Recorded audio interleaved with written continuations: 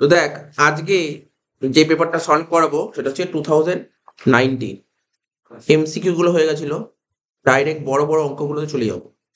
MCQ SCQ সব হয়ে গেছে।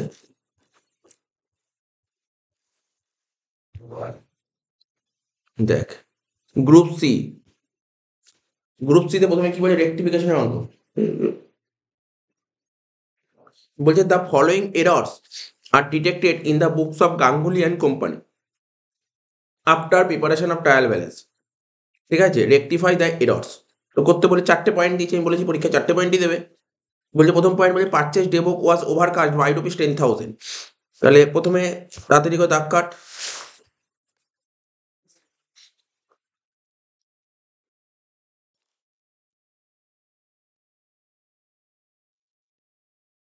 প্রথমে কি ছিল, লেখ in the books of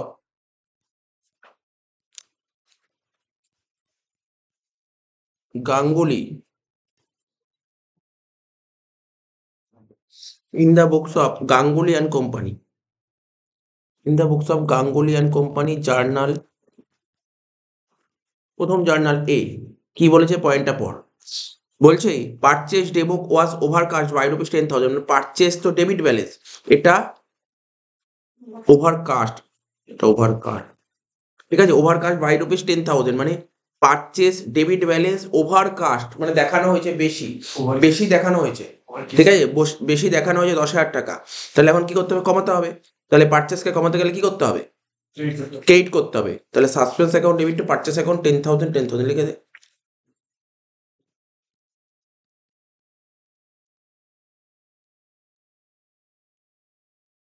suspense account debit to purchase account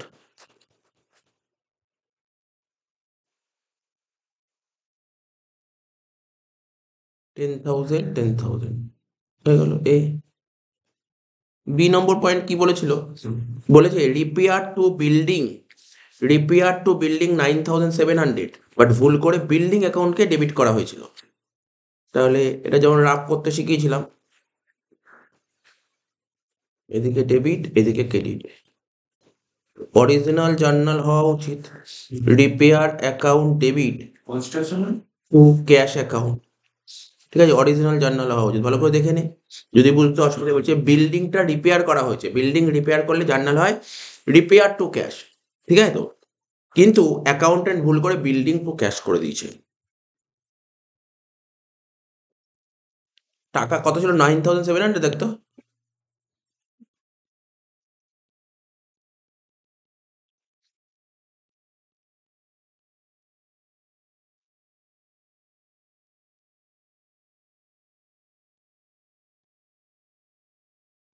তাহলে ক্যাশ ক্যাশ কেটে যাচ্ছে, তাহলে বিল্ডিংটাকে মাইনাস করব।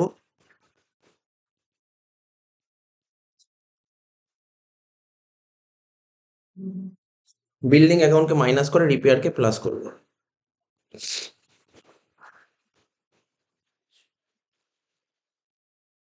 তাহলে হয়ে গেল, জার্নাল কি লিখবো, ডেবিট সাইডে প্লাস মানে ডেবিট, রিপেয়ার হবে ডেবিট আর বিল্ডিং হবে ক্রেডিট।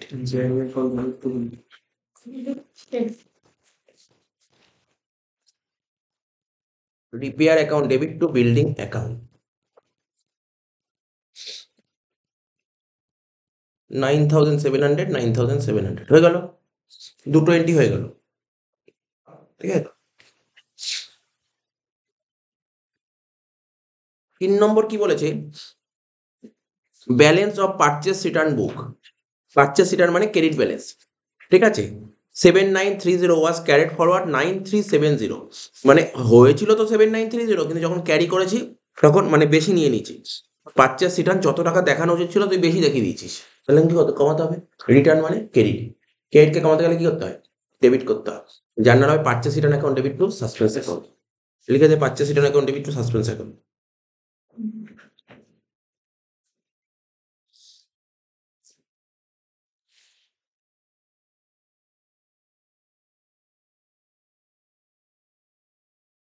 সি দিয়ে লেখ purchases return account debit to suspense account. Balance করে দেখতে কত বেরোচ্ছে, দুটো অ্যামাউন্টের ব্যালেন্স করে দেখ কত বেরোচ্ছে।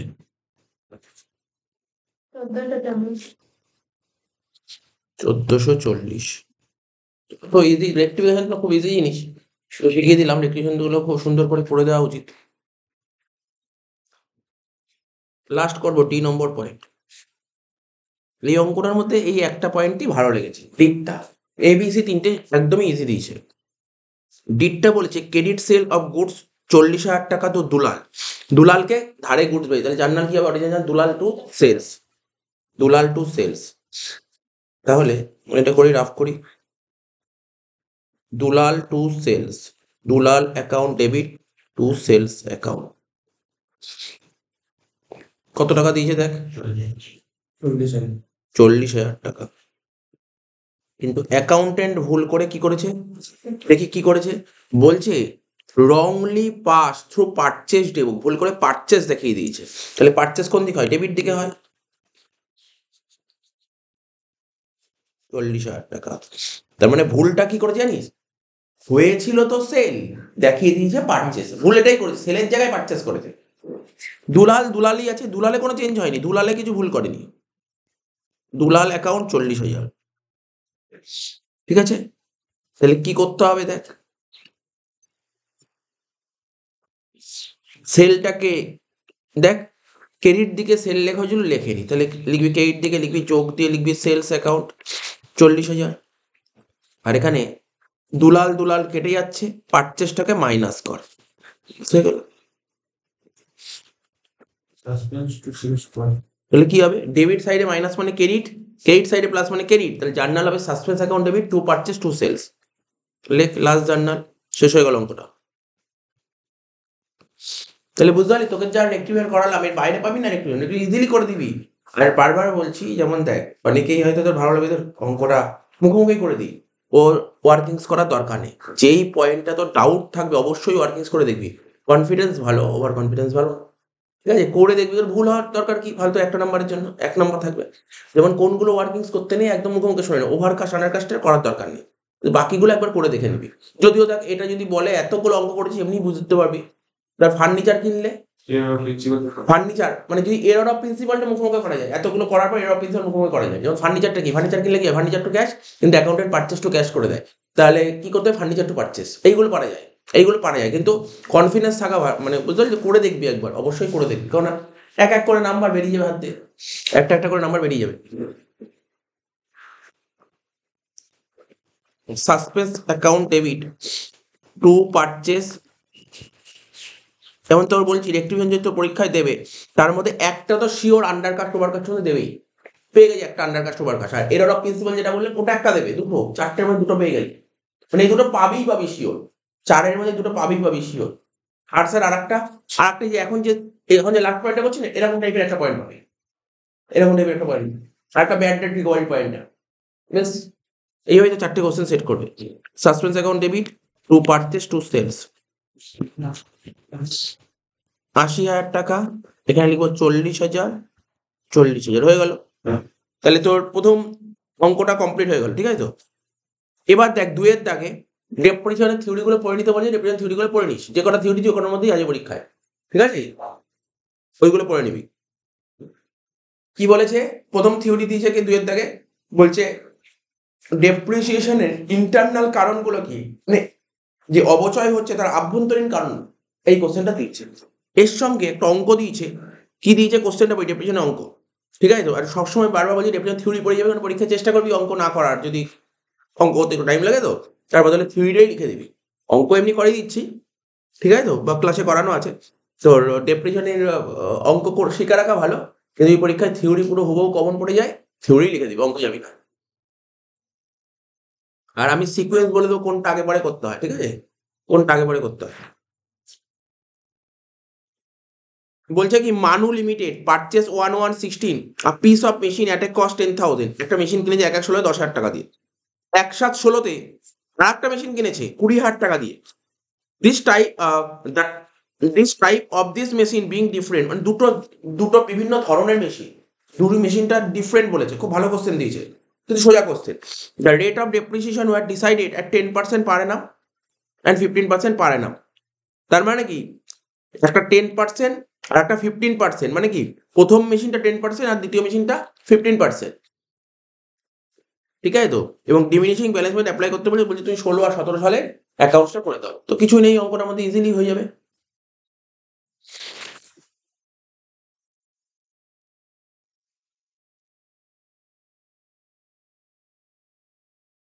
টাইম লাইন দরকার নেই, ডাইরেক্ট হয়ে যাবে অঙ্কটা। নাহলে টাইম লাইন করেই দিই, অসুবিধা কোথায়। ছোট করে টাইম লাইন 2 বছরের অঙ্ক করতে বলেছি, 2 বছরের অঙ্ক করলাম। প্রথমটা কি ইয়ারগুলো দেখে নিই একটু, 16 সাল আর 17 সাল, তাই তো? এটা হচ্ছে 16 সাল আর এটা হচ্ছে 17 সাল। যেমন এই অঙ্কটা সোজা, এরকম অঙ্ক তুই পরীক্ষা করে দিস, ইজি অঙ্ক, এটা একদম ইজি অঙ্ক। এই অঙ্কটা ইজি অঙ্ক দিয়েছে। 1-1-16 থেকে 31-12-16, 1-1-17 থেকে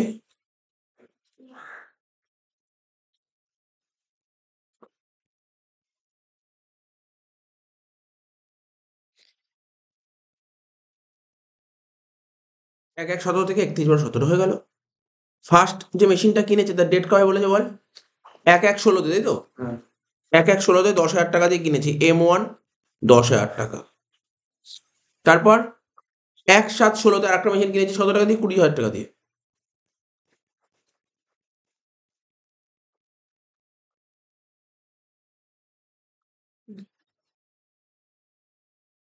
হয়ে গেল। এবার বলছে ওরা কোশ্চেনে বলে দিয়েছে, দেখ ভালো করে পড়বি কোশ্চেনটা। M1 এর উপর কত পার্সেন্ট ডেপ্রিসিয়েশন চার্জ করেছে? 10%, তাই তো? আর M2 এর উপর 15%। মেথড DBM, ব্যাস, আর কিছু দেখার দরকার নেই। আমি ডাইরেক্ট লেজার করে দিচ্ছি, বুঝিস তো? ডাইরেক্ট লেজার করা যাবে, কোনো সমস্যা হবে না। আমি তোদের কি শিখিয়েছি জানিস? কি শিখিয়েছি? আমি বলছিলাম যদি মেশিন বেচা হয় তখন তুই ওয়ার্কিংস কর। মেশিন বেচা হয়নি, তুই ফালতু করে সময় নষ্ট করে লাভ নেই, ঠিক আছে? মেশিন বেচা হলে ঝামেলা থাকে, তো করার দরকার হয় না। এই তো করে দিলাম তো, আর ওর মধ্যে হয়ে যাবে। ডেবিট ক্রেডিট,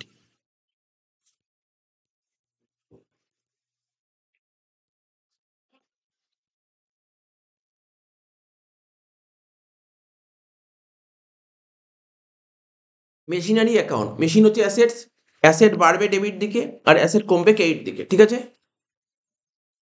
এবার দেখ 16 সাল, প্রথমে 16 সাল করবো। এটা তো নিশ্চয়ই বলতে হবে মেশিন কিনলে ডেবিট দিকে বসে, তাই তো? মেশিন কিনছে মানে মেশিন বাড়ছে মানে ডেবিট দিকে বসবে। লিখবো কি? 1-1-16 টু ব্যাংক অ্যাকাউন্ট কত টাকা? 10,000 টাকা। টু ব্যাংক অ্যাকাউন্ট 10,000 টাকা। আবার মেশিন কিনেছে ওই বছরেই, তাহলে কি ডেটটা কি ছিল? 1-7-16। কি লিখবো? টু ব্যাংক অ্যাকাউন্ট কত টাকা? 20,000 টাকা। কত হলো টোটাল? 30,000 টাকা। এবার ডেপ্রিসিয়েশন বছরের শেষ দিন হয়, ক্রেডিট দিকে লিখবো 31-12-16-তে। লিখবো কি? By depreciation account. ভালো করে দেখবি কিভাবে করছি, একবারে কিভাবে করতে হয় একটু দেখে নে। এখানে একবারে কিভাবে করতে হয় দেখে নে। এখানে লিখবো M1, আলাদা আলাদা করে দেখাতে হবে। M1 কিনেছিলাম কত টাকা দিয়ে? 10,000 টাকা দিয়ে। তাহলে 10,000 টাকার উপর M1 এর উপর কত পার্সেন্ট? 10%। তাহলে ব্র্যাকেটে লিখবো 10,000-এর উপর 10% মানে কত? 1,000 টাকা। এরকম ভাবে দেখাতে হবে, ঠিক আছে তো? M2 কিনেছিলাম কত টাকা দিয়ে? এই যেভাবে দেখাচ্ছি এইভাবে যদি দেখাস কোনোদিন নাম্বার কাটবে না, একটা নাম্বারও কাটবে না, এইভাবে দেখাতে হবে, লিখে লিখে দেখাতে হবে, ঠিক আছে তো? 20,000-এর উপর কত পার্সেন্ট বল? 15%। কিন্তু 15% ইন্টু কত হবে? 6/12 কত হচ্ছে দেখ? 1,500 টাকা। তাহলে দুটো যোগ করে কত হচ্ছে বাইরে? 2,500 টাকা ডেপ্রিসিয়েশন। এরপরে দেখ আর একটা কাজ করতে হবে। এবার তো ব্যালেন্স হবে, ডেপ্রিসিয়েশন বাদ দিলে কি হয়? ব্যালেন্স হয়। এবার দেখ তোরা হয়তো অনেকেই একবারে করে দিতে পারিস, একটা কাজ করতে পারিস তোরা, জানিস তো কি করতে পারিস স্যার আমরা? তোরা বলতো স্যার 30,000 টাকা থেকে 2,500 বাদ দিলে 27,500 একবারে লিখুন। না, আমি লিখবো না এটা একবারে, কারণ সমস্যা হবে পরের বছরের জন্য। কেন? দেখ এখানে কি হবে? M1, ভালো করে দেখবি M1। তো যদি স্কুলে দেখি, স্কুলের স্যাররা যদি একবারে করে, ওরা এইভাবে করে, আমি যেটা বলছি এইভাবে করে। তাহলে কত ছিল বল? 10,000 টাকা ছিল M1 কিনেছিলি কত টাকা? 10,000 টাকা দিয়ে। M1 কত টাকা ডেপ্রিসিয়েশন হলো? 1,000 টাকা। তাহলে M1 কত? 9,000 টাকা আছে। স্কুলে কিন্তু এইভাবেই করায়, যদি এইভাবে করায়, এইভাবেই করায়, ঠিক আছে? 10,000 থেকে 1,000 বাদ দিলে 9,000, বা কোনো বন্ধু বান্ধবরা কিন্তু এইভাবেই করে, যেটা বলছি। কি বললাম বুঝেছিস তো? তারপর দেখ 20,000 টাকা দিয়ে M2 কিনেছিলাম, তাহলে এখানে লেখ 20,000 টাকা। তার থেকে মাইনাস করবো কত, 13,000 টাকা, কত হচ্ছে 18,500 টাকা। একই বেরোলো, 27,500 বেরোলো, বাট এটা করে দেখালাম। বুঝেছিস কেন স্যার এটা করে দেখানোর সুবিধাটা কি? পরের বছর যে ডেপ্রিসিয়েশন হবে কার উপর হয়? ডিমিনিশিং ব্যালেন্স কার উপর হয়? বুক ভ্যালুর উপর হয়। এই বুক ভ্যালু যদি না জানি তুই কি করে করতি? জানি তো। তাই টোটাল কত হচ্ছে বলে, এখানে 30,000, এখানে 30,000। আর যদি বলি না আমি এইভাবে এরকম দেখাবো না, তাহলে যে টাইম লাইন শিখিয়েছি ওইভাবে তোকে করে নিতে হবে। ওটা করতে বলছি সময় লাগবে, তার জন্য এটা এখানে করে দিলাম। ঠিক আছে তো? আমি দিচ্ছি। এটা তো বছরের শেষ দিন হয়, লাস্ট বছর, 1/1/17। লেখ টু ব্যালেন্স বিডি। ঠিক আছে তো? কত টাকা? একবারে 27,500 লেখ। এখানে আর কোনো ঝামেলা নেই, এখানে আর কিছু করার দরকার নেই, এখানে একটু করলেই হবে। 27,500 ডেপ্রিসিয়েশন বছরের শেষ দিন হবে 31/12/17। লিখবো বাই ডেপ্রিসিয়েশন অ্যাকাউন্ট। একবার লিখবো M1 আর একবার লিখবো M2। তো জানিস তো M1 কতর উপর হবে? 9,000 টাকার উপর হবে। কত পার্সেন্ট? 10%। কত হবে? 900 টাকা। আর M2 18,500 উপর 15% হবে 2,775। যোগ বিয়োগ করে বাইরে বাটা কত হচ্ছে? 3,675। ডেপ্রিসিয়েশন হয়ে গেলো 3,675।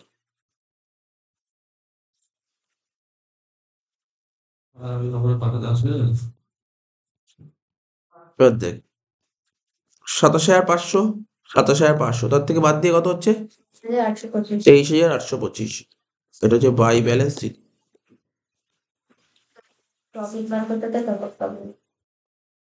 ঠিক আছে তো? হয়ে গেল। শ্রাবণী ঢুকেছিস? দেবো?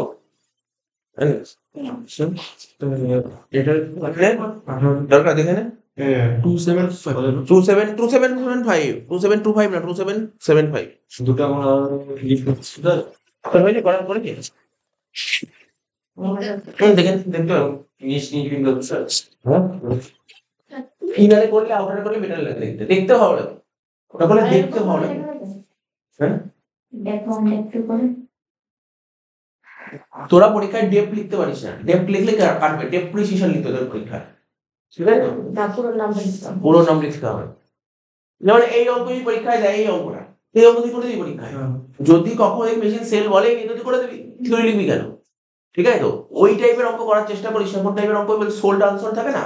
ওই টাইপের অঙ্ক করতে একটু টাইম, 4 নম্বরের জন্য অনেকটা টাইম লাগে, খেয়ে নেয়। তো যা থিওরি লেখা ভালো। আর সোল্ড আনসার না দিলে হিন্দি সলভ দিলেও করা যায়। প্রফিট অ্যান্ড লস ডাইরেক্টলি করতে হবে। বলে বলিস শ্রাবণী? ওটা একটু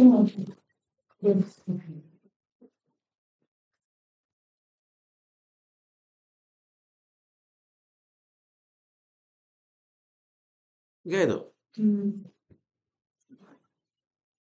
ডেপ্রিসিয়েশন হয়ে গেল।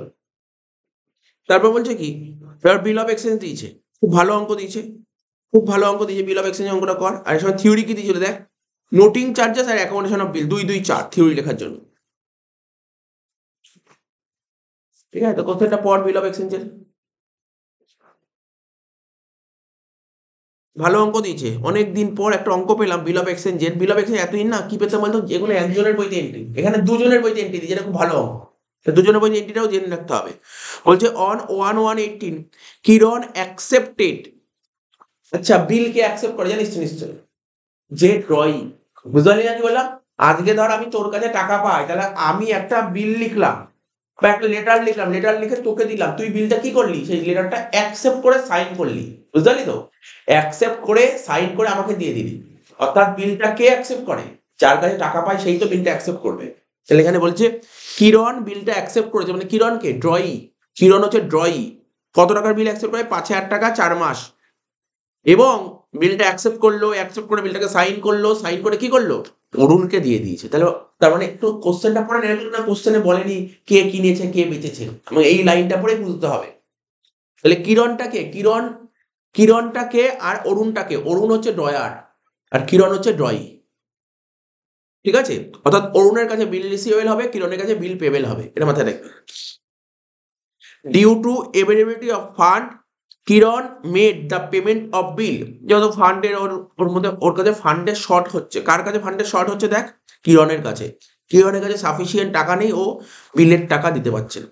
ঠিক আছে, মানে বিলের টাকা ওর কাছে যখন ধর অরুণ এসছে 4 মাস পর, ও আর টাকা দিতে পারছে না।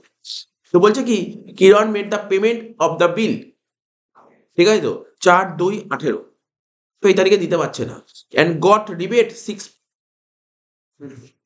ও আচ্ছা, সরি সরি সরি, আমি একটু ভুল করে দিয়েছি, আমি দেখিনি ভালো করে। Due to availability of fund, ঠিক আছে তো, মানে ফান্ড ওর কাছে প্রচুর চলে এসছে, শর্টেজ আমি বললাম ভুল করে, শর্টেজ তো লেখাই নি এখানে।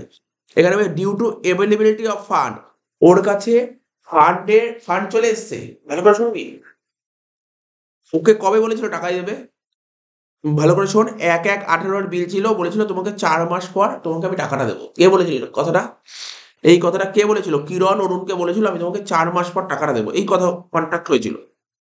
কিন্তু কিরণের কাছে হুট করে টাকা চলে এসছে, পরের মাসে ওকে টাকা ঢুকে গেছে। ও তখন অরুণকে বললো, অরুণ চলে আসো, টাকা নিয়ে চলে যাও। বলে তোমার তো 4 মাস পর টাকা দেওয়ার কথা, বলছে আমাকে টাকা চলে আসে, তুমি টাকা নিয়ে চলে যাও।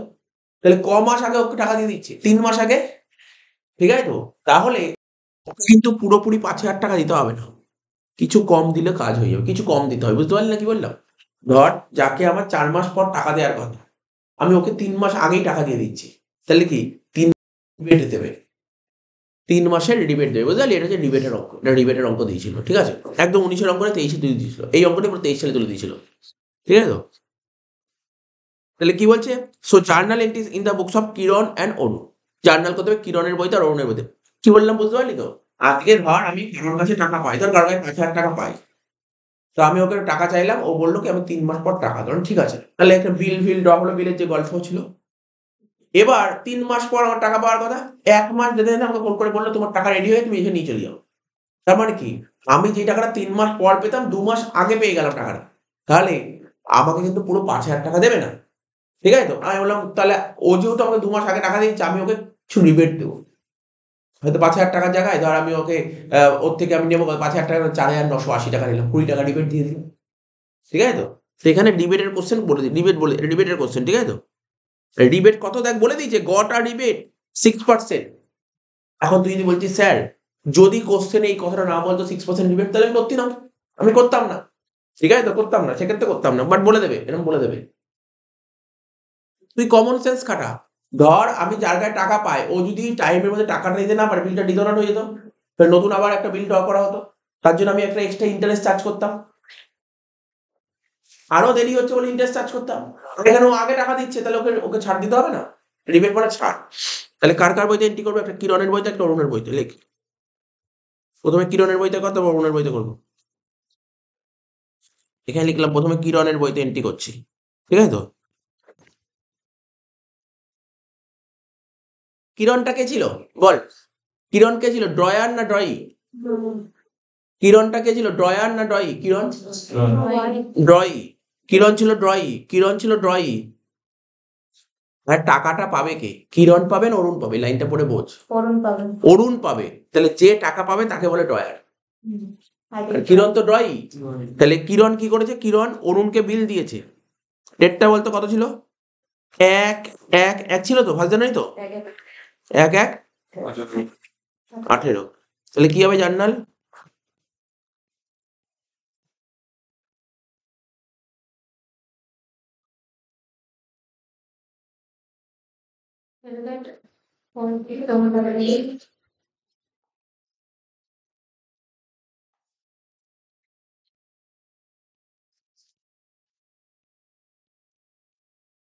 অরুণ account debit to bills payable account, ঠিক আছে তো, Arun account debit to bills payable account, কত টাকা? 5,000 টাকা, ঠিক আছে তো, 5,000 সঙ্গে সঙ্গে না, দুজনের বইতে এন্ট্রি কর, তাড়াতাড়ি হবে। এবার কিরণের বইতে হলো, কিরণ বিল দিচ্ছে কাকে? অরুণকে দিচ্ছে, তাহলে কি হবে, কিরণ টু বিল পেবেল। আর অরুণের বইতে কি হবে? নিচে লিখছি অরুণের বইতে, নিচে জার্নাল হবে অরুণের বইতে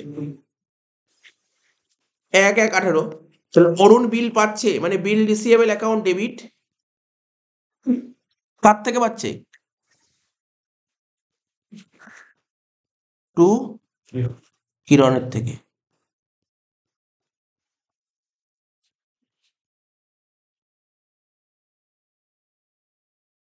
পাঁচ হাজার। এবার কি বলছে, পরের মাসেই টাকাটা পেয়ে গেছে, মানে কত, 4/2/18, তাই তো?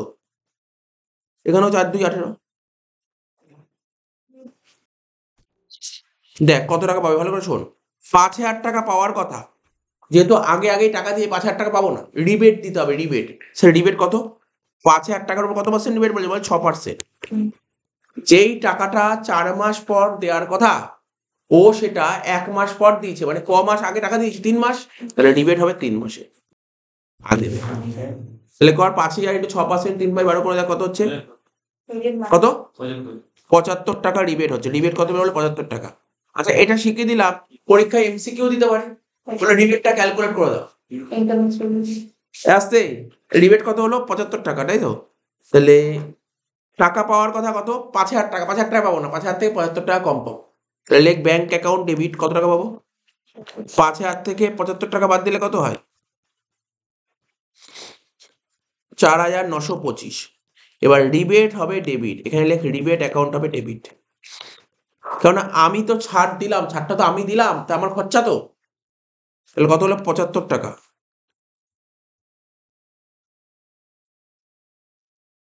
টু টু কি হবে? টু বিল রিসিভেবল।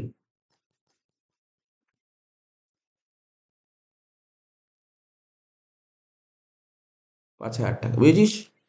কি বললাম লেখ? আমি বলছি লেখ ক্যাশ অ্যাকাউন্ট ডেবিট বা ব্যাংক অ্যাকাউন্ট ডেবিট, লেখ 4,925। লেখ ব্যাংক অ্যাকাউন্ট ডেবিট 4,925, ঠিক আছে তো? রিবেট অ্যাকাউন্ট ডেবিট 75 টাকা। রিবেট অ্যাকাউন্ট ডেবিট 75 টাকা, ঠিক আছে? রিবেট অ্যাকাউন্ট ডেবিট 75 টাকা। টু বিল রিসিভেবল 5,000 টাকা। আস্তে আস্তে কর, কোন তারা নেই। কি বড়দের বলতে হবে? এটা কার বইতে করছে? অরুণের বইতে করছে। ছোট বইতে করবা, অরুণের বই করে নি। লিখে নে তো, লিখে নে। লিখেছিস? কি বললাম? কি লিখলি বল? পর দেখি অরুণের বইতে কি করলি। অরুণের বই কমপ্লিট হয়ে গেছে, বল বল দেখি।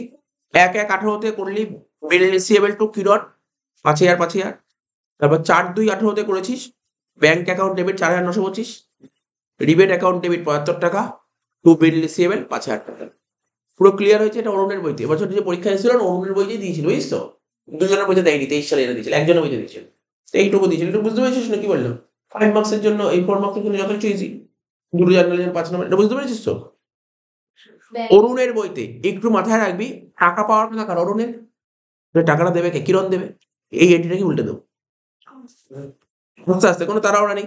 তুই এখানে কি করেছিস? উল্টে দিতে গেলে বিল পেবেল, এখানে রিসিভেবল ছিল তো, উল্টে গেলে কি হবে? বিল পেবেল হবে। কারণটা কি? কিরণ কি করবে? কিরণ তো বিলের টাকা পেমেন্ট করছে, আর বিলের টাকা পেমেন্ট করলে বিল পেমেন্ট ডেবিট হবে।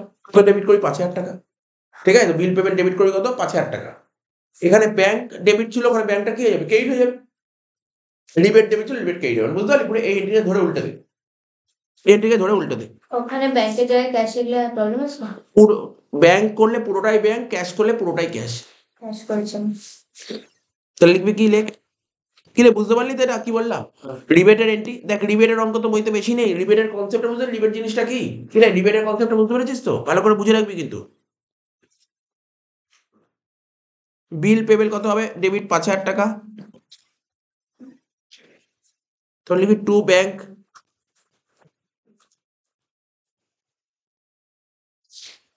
4,925 আর টু রিবেট 75 টাকা। ব্যাস হয়ে গেল অঙ্কটা। নিশ্চয়ই বুঝতে পেরেছি অঙ্কটা। তাহলে আমাদের 3-এর দাগের অঙ্কটাও হয়ে গেল, বুঝতে পারলি তো একটা করে কমপ্লিট। 4-এর দাগে একটা থিওরি দিয়েছিল, যেটা কম্পিউটারাইজড আপনার থেকে দিয়েছি, ম্যানুয়াল অ্যাকাউন্টিং সিস্টেমের সঙ্গে কম্পিউটারাইজড অ্যাকাউন্টিং সিস্টেমের পার্থক্য লেখ। বেশ হয়ে গেল, লিখে দিবি। গ্রুপ ডিতে চলে আয় বিআরএস। গ্রুপ ডিতে চলে আয় বিআরএস। বিআরএসটা করেছিস?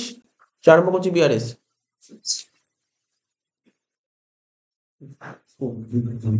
আরম্ভ করি, হ্যাঁ? বিআরএস ভালো করে করছি। বিআরএস তো তোর তো নিশ্চয়ই জানিস, ওদের স্কুল থেকে বিআরএস দেবেই দেবে, বিআরএস তো ভালো করে করি। বলছে কি, from the following information prepare bank reconciliation statement, ঠিক আছে, অফ কোহিল অ্যান্ড কোম্পানি, ঠিক আছে তো, অ্যাজ অন 31 ডিসেম্বর 2018। তো বুঝতে পারছিস তোর কোশ্চেনে কি দিয়েছে? ব্যাংক ব্যালেন্স অ্যাজ পার কি দিয়েছে বল? ক্যাশ বুক দিয়েছে। বাহ, সুন্দর অঙ্ক দিয়েছে। 39,500। তারপর বলেছে কি চেক ড্র। আচ্ছা সব করব মানে পড়বো তার আগে না ঠাক কেটে অঙ্ক করতে থাকি। তো উপরে কি লিখতে জানিস তো? ইন দা বুকস অফ লেখ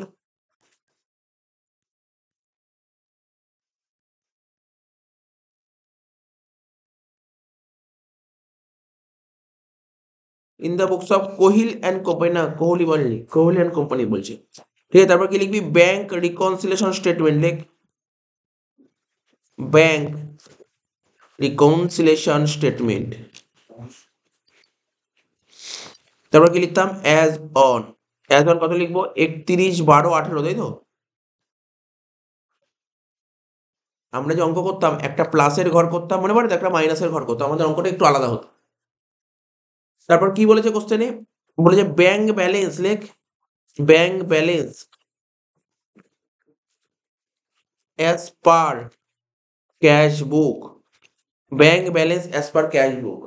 বলছে তোর ব্যাংকে টাকা আছে, এটা তোর কাছে ফেভারেবল নাকি আনফেভারেবল? ফেভারেবল মানে তোর পক্ষে অবশ্যই ব্যাংকে টাকা আছে, এটাকে বলা হয় ফেভারেবল ব্যালেন্স। ব্যাংকে ব্যালেন্স টাকাকে, ব্যাংকে যদি টাকা পয়সা থাকে তাকে বলা হয় ফেভারেবল ব্যালেন্স। আর আমি শিখেছিলাম ব্যাংক হচ্ছে আমাদের অ্যাসেট, তাই তো? আর ব্যাংকে ব্যালেন্স থাকা মানে এটা ডেবিট ব্যালেন্স, ঠিক আছে? আর ডেবিট ব্যালেন্স সবসময় পজিটিভ, ডেবিট প্লাসে হয়। বুঝতে পারলি তো? তাহলে কত টাকা বলেছে বল এটা?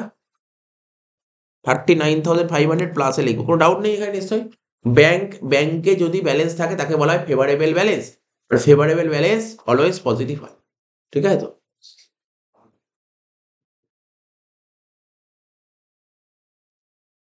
এরপরে একটা করে আইটেম পড়বো আর লিখবো।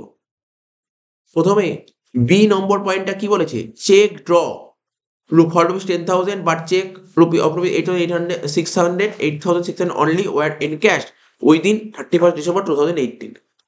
তাহলে এখানে ফার্স্ট পয়েন্ট কি বলেছে? বি। এখানে লিখছি বি। কি বলেছে?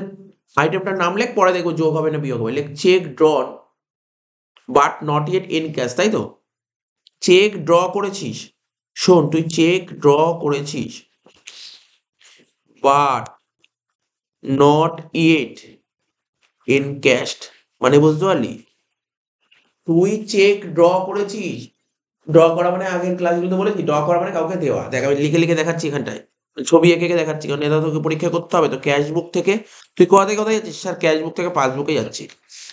চেক ড্র করছিস, ধর আজকে আমি ঘরে বসে আছি, একজন লোক আমার কাছে টাকা পায়, সে আসলো, আমি কি করলাম? সঙ্গে সঙ্গে একটা চেক লিখে ওকে দিয়ে দিই, এটাকে বলে চেক ড্র করা। চেক লেখা মানে চেক ড্র করা, চেক ড্র চেক ইস্যু মানে একই।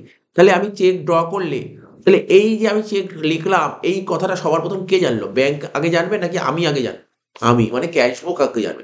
তাতে কাজটা করবে কে? ক্যাশ বুক।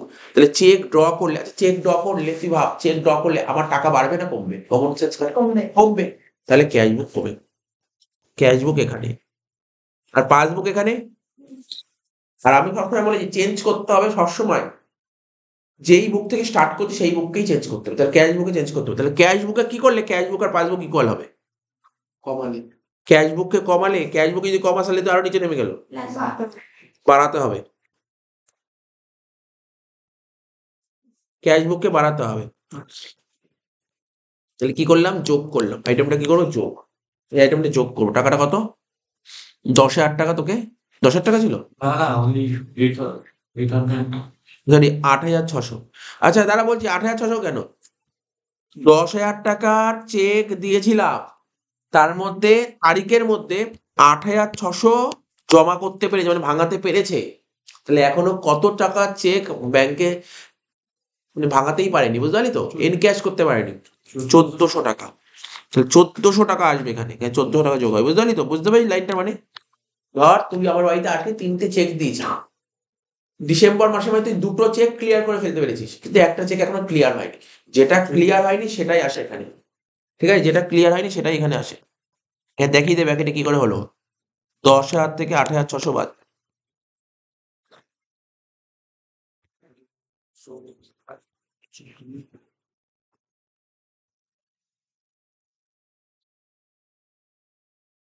এবার কি বলেছে? Bank interest 795 recorded twice in the cash বুক। সুন্দর করে বুঝবো আবার ব্যাংক ইন্টারেস্ট। তো ব্যাংক ইন্টারেস্ট, তুই ব্যাংকে টাকা রাখিস তার উপর তুই ব্যাংকের থেকে ইন্টারেস্ট পাবি। তা ব্যাংকের থেকে যে তুই ইন্টারেস্ট পেলি, এই খবরটা সবার প্রথম কার কাছে থাকে? ব্যাংকের কাছে। তোর কাছে তো থাকবে না, তোর কাছে পরে আসবে। তাহলে ব্যাংক ইন্টারেস্ট হলে তোর ব্যাংকের ব্যালেন্স বাড়বে। তাহলে এটা করবে কি, সবার প্রথম পাসবুক বানাবে, তাই তো? আগের দিন ব্যাংক চার্জেস বলে এখানে ইন্টারেস্ট, কিন্তু কি বলে যে ক্যাশ বুকে তুই দুবার দেখিয়ে দিয়েছি এই কথা। দুবার দেখিয়েছি মানে একবার দেখালি মানে এখানে, আর আরেকবার দেখালি মানে এখানে। প্লাস তাহলে দেখতে পাচ্ছিস ক্যাশ বুক এখানে আছে, ক্যাশ বুক এখানে আছে, আর পাসবুক কোথায় আছে? এখানে আছে। হ্যাঁ তাহলে কি করলে দুটো বই ইকুয়াল হবে? কাকে কমাবো? ক্যাশ বুককে কমাতো। কত টাকা কমাবো দেখ, 795। কি সুন্দর বুঝতে পারিস ব্যাপারটা? এই ছবি দিয়ে করবি, কখনো ভুল হবে না। 795 বিআরএস খুব ইজি জিনিস, কিন্তু তোকে ছবি দিয়ে করবি, এইভাবে করবি। দেখ মুখোমুখি করলে ভুল হতে পারে, বিআরএস মুখোমুখি করলে ভুল হবে। মুখোমুখি কারা করে যায়, মুখস্থ করে যায়, অনেকে মুখস্থ করে যায় বিআরএস, এইগুলো যোগ হয় এগুলো বিয়োগ হয়, তারা ভুল করে। এইগুলো শোন, ঘুরিয়ে দিলে এইভাবে ছবি করে করবি, কোনো ভুল হবে না। কত টাকা হবে বল? 795 মাইনাসে বসবে, কি বলে বসবে? সি দিয়ে লেখ। কি লিখবি বল? ব্যাংক ব্যাংক ইন্টারেস্ট ক্রেডিটেড, তাই তো? হ্যাঁ তাই লেখা ছিল তো। ব্যাংক ইন্টারেস্ট না লেখ, bank interest recorded twice in the cash বুক, এই কথা লেখ যেটা লেখা ছিল। ব্যাংক ইন্টারেস্ট রেকর্ডেড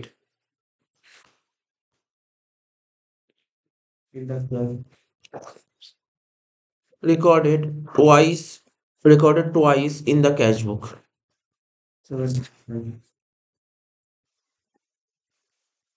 হয়ে গেল, সি হয়ে গেল।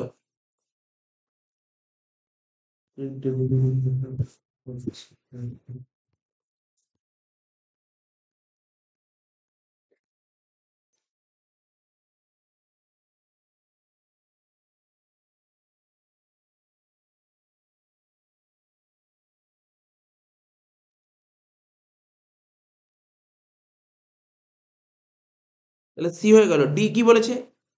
বলছে cheque deposit into bank 3200 but not credited into bank within 31 June 2018। দেখ, তুই একটা চেক ব্যাংকে, আমরা চেক ব্যাংকে গিয়ে কি হয় ফেলি? ড্রপ বক্সে গিয়ে, ড্রপ বক্সে গিয়ে আমরা চেকটা ফেলি। তাহলে ড্রপ বক্সে গিয়ে তুই চেকটা ফেলে দিয়েছিস, কিন্তু 31শে ডিসেম্বরের মধ্যে হয়তো ব্যাংক চেকটা ওখান থেকে ড্রপ বক্স থেকে তুলতেই পারেনি। হয়তো তুই চেকটা ফেলেছিস কয় বলো, 30শে ডিসেম্বর। ড্রপ বক্সে গিয়ে 30শে ডিসেম্বর ফেলেছিস, আর ব্যাংক তো একদিন দুদিন পর চেক ক্লিয়ার করে। চেক ক্লিয়ার করে দু তিন দিন টাইম লাগে। হয়তো চেকটা ক্লিয়ার হয়েছে 2 তারিখে, 2 তারিখে চেক ক্লিয়ার হয়েছে, ডিসেম্বর মাসে চেক ক্লিয়ার হয়েছে না, হয়নি। তো এটাই বলেছে, তুই চেক ব্যাংকে জমা করেছিস 3200 টাকা। সবার প্রথমে এই কাজটা করেছে কে? ক্যাশবুক না passbook?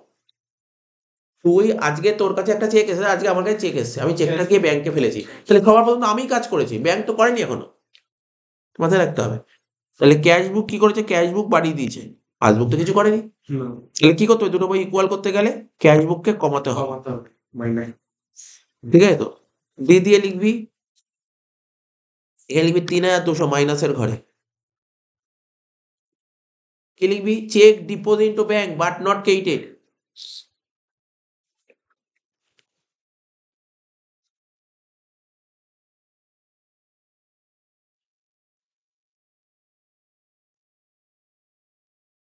Check deposit into bank but not credited.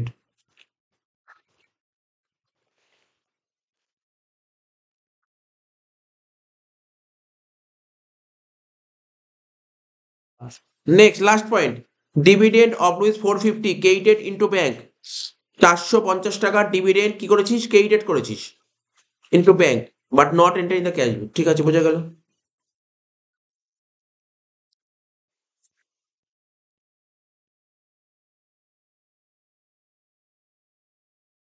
বলছে ভালো করে শোন, ডিভিডেন্ড সম্পর্কে আগে বুঝিয়েছিলাম, আবার বলছি। ধর তুই কোনো কোম্পানিতে টাকা পয়সা ইনভেস্ট করেছিস, ঠিক আছে, বা কোনো কোম্পানির শেয়ার কিনেছিস, সেই কোম্পানি যদি লাভ করে তাহলে তোকে ডিভিডেন্ড দেবে। তো ডিভিডেন্ড দিলে, ধর সাপোজ তুই টাটা কোম্পানির শেয়ার কিনেছিস, টাটা কোম্পানি লাভ করে তোকে টাটা কোম্পানি ডিভিডেন্ড দিল, তো টাটা কোম্পানির মালিক তোর বাড়িতে এসে ডিভিডেন্ড দিয়ে যাবে না? কোথায় ফেলবে? ব্যাংক অ্যাকাউন্টে তোর টাকাটা ফেলে দেবে। তাহলে এই খবরটা সবার প্রথম কে জানবে? ক্যাশ বুক জানবে না পাসবুক জানবে? পাসবুক জানবে। তাহলে পাসবুকের ব্যালেন্স বেড়ে গেছে, আর ও তো বলেই দিয়ে সুন্দর করে বলে দিয়েছে but not enter in the cash book, cash বুক করেনি। তাহলে ক্যাশ বুকটাকে বাড়িয়ে দে, কাজ শেষ। বুঝতে পারলি তো? নম্বর পয়েন্ট লেখ, যোগ করবি কত, 450 টাকা। কি লিখবি? এভাবে লিখবি dividend credited into bank but not entered in cash book. Dividend credited into bank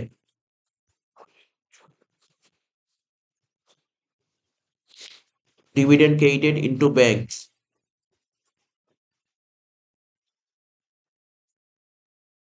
but not entered in the cash book.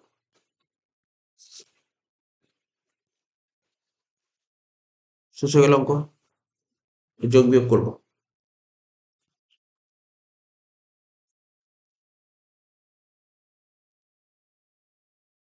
Debit থেকে যোগ করে কত হচ্ছে দেখতো?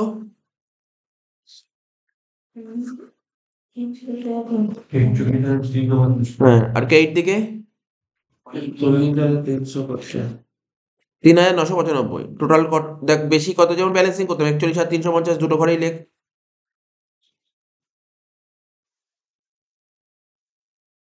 মাইনাসে কম কত বেরোচ্ছে বল?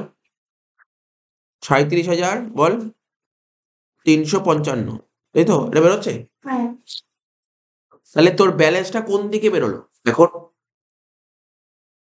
ব্যালেন্সটা মানে আচ্ছা, শুরুতে যে ব্যালেন্স ছিল, স্টার্টিং এ যে ব্যালেন্স ছিল কোন দিকে ছিল? প্লাসে ছিল স্টার্টিং এ ব্যালেন্স। আর এন্ডে যে ব্যালেন্সটা বেরোলো সেটা কোথায় বেরোলো? প্লাসে বেরিয়েছে না মাইনাসে বেরিয়েছে? মাইনাসে বেরিয়েছে, মাইনাস সাইডে বেরিয়েছে। অর্থাৎ ব্যালেন্সটা বেরিয়েছে অপোজিট সাইডে। আমি বলেছিলাম অপোজিট সাইডে যদি ব্যালেন্স বেরোয় তাকে বলা হয় সেম টাইপ ব্যালেন্স। অপোজিট সাইডে ব্যালেন্স বেরোলে, তো অপোজিট সাইডে ব্যালেন্স বেরিয়ে তাহলে কি হবে? Same type balance. Same type balance that means bank balance. Bank balance লিখবি, ব্যাংক ব্যালেন্স অ্যাজ পার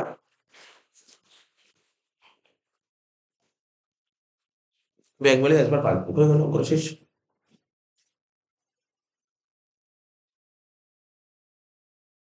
হয়ে গেল। এবার কি দিয়েছে সঙ্গে অরে, যেটা দিয়েছে অরে কি দিয়েছে দেখ, ক্যাশ বুক।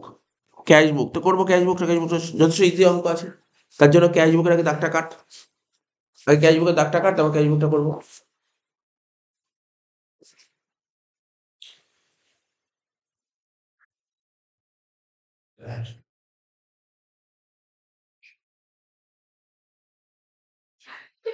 দেখ প্রথমে কি লিখবি, ক্যাশ বুকের দাগটা কাটার জন্য লেখ ইন দা বুকস অফ, লেখ ইন দা বুকস অফ, লেখ in the books of Alpha enterprise.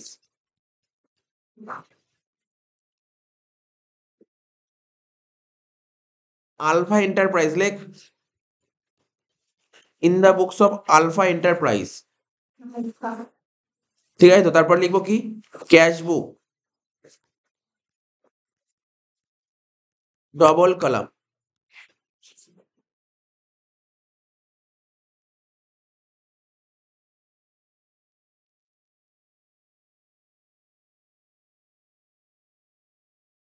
দাগ কাট। ক্যাশের ঘর, ব্যাংকের ঘর, এখানে একটা লেজার ভলিউর ঘর হবে, একটা ভাউচার নাম্বারের ঘর হয়। ডেট, ডেট,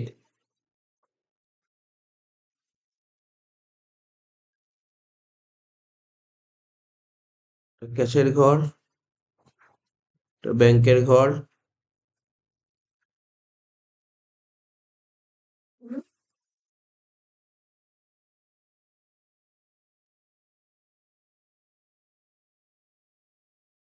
ঠিক আছে তো? সুন্দরভাবে ঘরটা কাটা হয়ে গেল। লেখ ডেবিট, এদিকে লেখ ক্রেডিট। ক্যাশ বুকে কি শিখেছিলাম? ডেবিট দিকে ব্যালেন্স বাড়ে আর ক্রেডিট দিকে ব্যালেন্স কমে। লেখ ডেট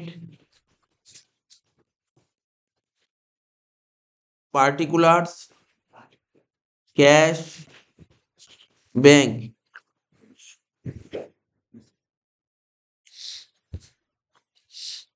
এখানে লেখ ক্যাশ,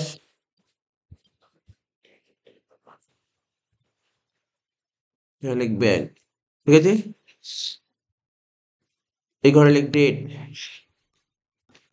পার্টিকুলার্স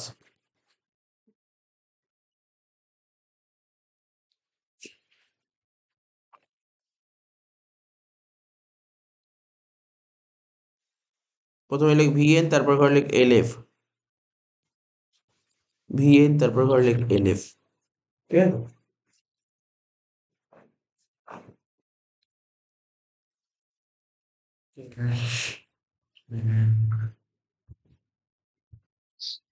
প্রথম এন্ট্রি কি দিয়ে দেখ, 2019 জানুয়ারি 1 ক্যাশে আছে এত টাকা, ব্যাংকে আছে এত টাকা, লেখ 2019 জানুয়ারি 1। আমি কি শিখেছিলাম? ক্যাশে যে টাকাটা থাকবে, ব্যাংকে যে টাকা থাকবে, ক্যাশ ব্যাংক এগুলো তো আমাদের অ্যাসেট, আর অ্যাসেটের ওপেনিং ব্যালেন্স সবসময় ডেবিট দিকে বসে। তাহলে লেখ টু ব্যালেন্স বিডি বলে, লেখ টু ব্যালেন্স বিডি বলে।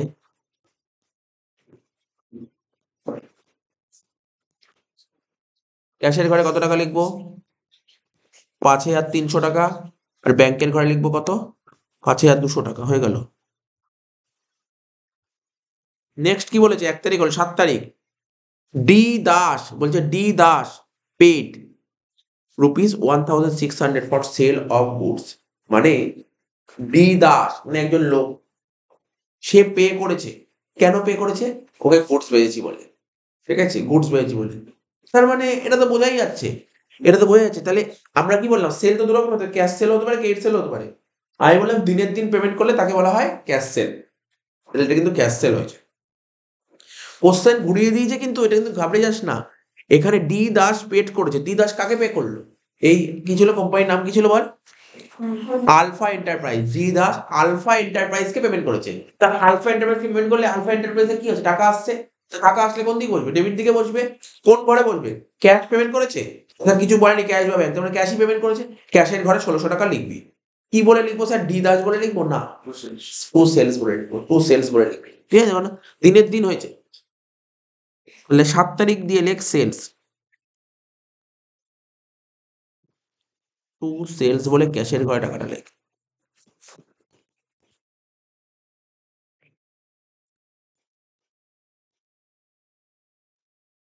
নেক্সট, নেক্সট কি বলেছে দেখ, এস আহমেদ 10 তারিখ, মন দিয়ে শুনবি কি বলে 10 তারিখ।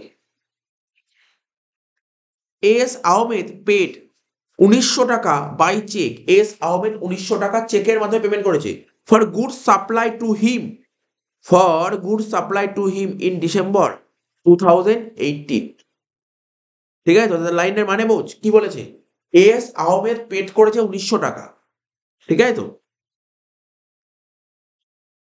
বাই চেক, এই পেমেন্টটা কিসের মাধ্যমে? চেকের মাধ্যমে হয়েছে পেমেন্টটা, ঠিক আছে? পেমেন্টটা কিসের মাধ্যমে হয়েছে? চেকের মাধ্যমে।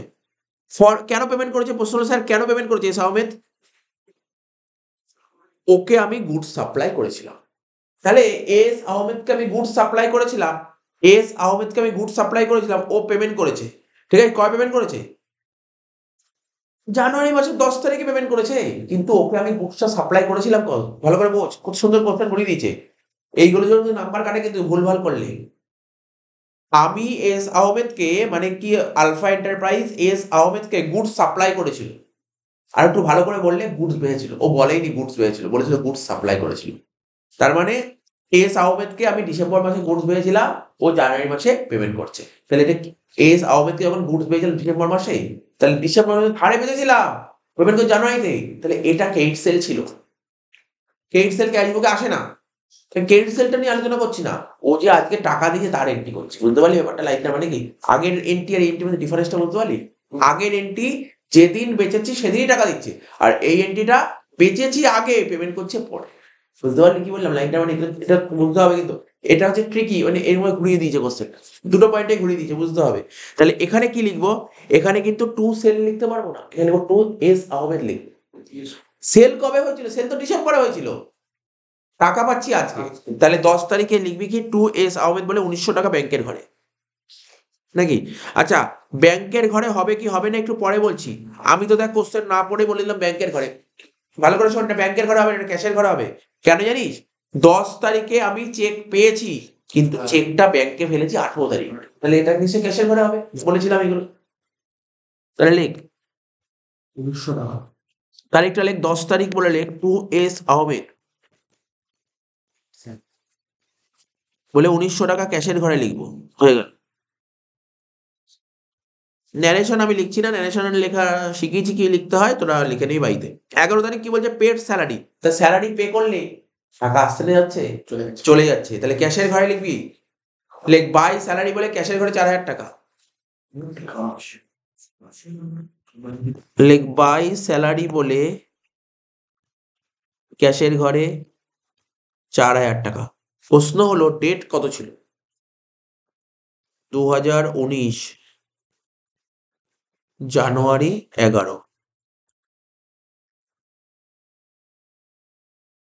ঠিক আছে, তারপর কি বলেছিল, 18 তারিখ, ওই যে গল্পটা, আহমেদের থেকে যে চেকটা পেয়েছিলাম 18 তারিখ, সেই চেকটা ব্যাংকে ফেলেছি।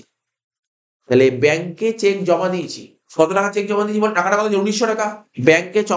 ব্যাংকে চেকটা জমা দিলে ব্যাংকের ব্যালেন্স বাড়বে, সেই ডেবিট দিকে দেখ ব্যাংকের ব্যালেন্স বাড়বে, দেখ এই যে যোগ সাইড, ব্যাংক বাড়ছে 1900 টাকা, ঠিক আছে তো। আর কমছে কে, ক্যাশ কমছে এইট দিকে 1900 টাকা। এরকম এন্ট্রির ক্ষেত্রে এলএফ এর ঘরে সি লিখতে বলেছিলাম, এটাকে কন্ট্রা এন্ট্রি বলে। কি লিখবো, যেহেতু ক্যাশের ঘরে টাকা লিখে, তাহলে লিখবো এখানে বাই ব্যাংক। আর যেহেতু ব্যাংকের ঘরে টাকা লিখে, তাহলে এখানে লিখবো টু ক্যাশ। তারিখটা কত ছিল বল, সুন্দর হয়ে গেল দেখ। 1900 টাকা। হ্যাঁ 1900 টাকাই তো ছিল। হ্যাঁ।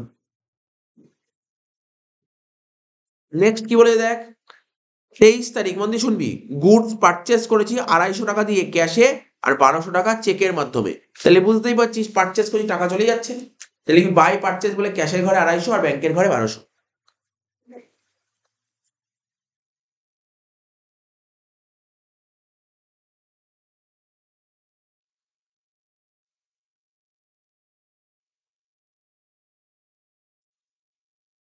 বাই পারচেস বলে ক্যাশের ঘরে কত, 250, আর ব্যাংকের ঘরে 1200 হয়ে গেল।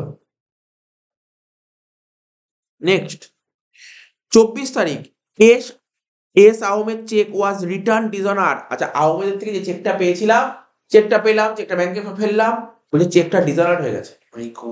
ঠিক আছে, চেকটা ডিজনার হয়ে গেছে, কমন ব্যাপার। আমি কি শিখেছিলাম, চেকটা ডিজনার হয়ে গেলে কি হতে পারে, ডিজনার হয়ে গেলে এই টাকা কি আর পাবো না, মানে আমি তো ব্যাংকের ব্যালেন্স বাড়িয়ে দিয়েছিলাম, না ব্যাংকের ব্যালেন্স তো বাড়বে না, ব্যাংকের ব্যালেন্স কমবে। তাহলে এখানে কি লিখবি জানিস তো, দেখ লিখবি বাই এস আহমেদ, লেখ বাই এস আহমেদ। তারিখটা কত ছিল, তারিখটা 24 তারিখ, লেখ বাই এস আহমেদ, টাকাটা ব্যাংকের ঘরে লিখবি 1900 টাকা। বোঝার চেষ্টা কর, আমি এস আহমেদ থেকে একটা চেক পেয়েছিলাম, চেকটা পেয়ে আমি আমার ঘরে রাখলাম, দুদিন পরে চেকটা ব্যাংকে ফেললাম, মানে ব্যাংকের ব্যালেন্সটা বাড়িয়ে দিলাম, কিন্তু পরে জানো ব্যাংক আমাকে ফোন করে বললো যে না এই চেকটা ডিজনার হয়ে যাচ্ছে, কোনো কারণে চেকটা ডিজনার হয়ে যাচ্ছে। তাহলে আমি যে ব্যাংকের ব্যালেন্সটা বাড়িয়ে দিয়েছিলাম, ব্যাংকের ব্যালেন্স বাড়ানো উচিত, তাহলে ব্যাংকের ব্যালেন্স কমে যাচ্ছে। ঠিক আছে, তো ডিজনার হলে অপোজিট এন্ট্রি হয়ে যায়, এরকম ঘাবড়ে যাওয়ার কিছু নেই। লাস্ট পয়েন্ট, 31 তারিখ, উইথড্র ক্যাশ ফ্রম ব্যাংক, ব্যাংকের থেকে টাকা তুলছিস 600 টাকা, ব্যাংকের থেকে টাকা তুলছিস তাই তো, ব্যাংকের থেকে টাকা তুলছিস 600 টাকা। তা ব্যাংকের থেকে টাকা তুললে ব্যাংক বাড়বে না কমবে, আর ক্যাশ বাড়বে না কমবে, ক্যাশ বাড়বে, কন্ট্রা এন্ট্রি সি সি। ঠিক আছে, এখানে লিখবি বাই, যেহেতু ব্যাংকের ঘরে টাকা লিখি তাহলে লিখবি বাই ক্যাশ 31 তারিখ, আর এখানে টু ব্যাংক 31 তারিখ, হয়ে গেল, ক্লিয়ার।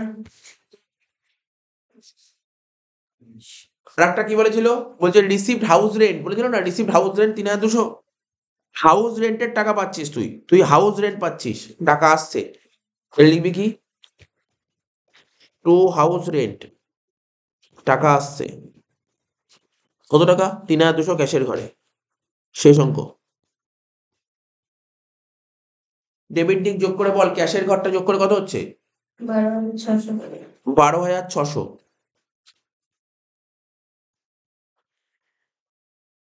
তার থেকে 8 গুলো মাইনাস কর,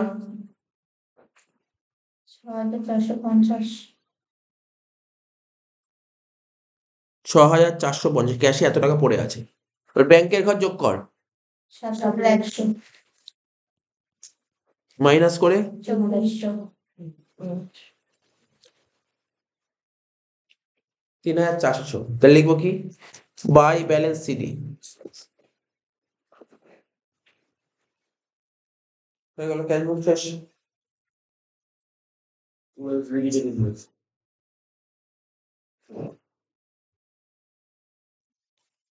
ঠিক আছে তো, ক্যাশ বুকটা হয়ে গেল। এবার দেখ কি করবো, এবার দেখ দুয়ের দাগে কি বলেছিল, write four difference between receipts and payment account and cash book. বলছে রিসিট পেমেন্ট অ্যাকাউন্টের সঙ্গে ক্যাশ বুকের 4টে পার্থক্য লেখো, লিখে দেবো। থিওরি এর সাথে অরে কি দিয়েছিল, অঙ্ক দিয়েছিল একটা ইনকাম অ্যান্ড এক্সপেন্ডিচার অঙ্ক আর দিতে, দেখতে পাচ্ছিস ওই চ্যাপ্টারের সঙ্গে ওই চ্যাপ্টারের থিওরি দেয়, ওই চ্যাপ্টারের সঙ্গে ওই চ্যাপ্টারের থিওরি দেয়।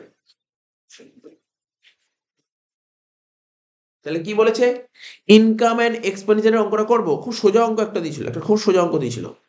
তাহলে আগে কি বলবো, অঙ্কটা তো করবো তার আগে না একটা দাগ কেটে নে, দাগ কেটে লেখালেখি গুলো করে নে, তারপর অঙ্কটা কোশ্চেন পড়ে পড়ে বলে দেবো। ক্লাবের নাম বলেছে, কি ক্লাব না বলেনি।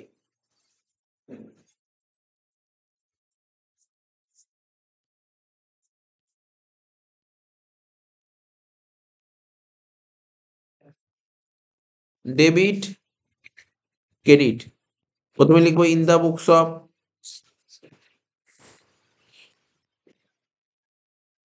তারপর লিখবো ইনকাম অ্যান্ড এক্সপেন্ডিচার অ্যাকাউন্ট।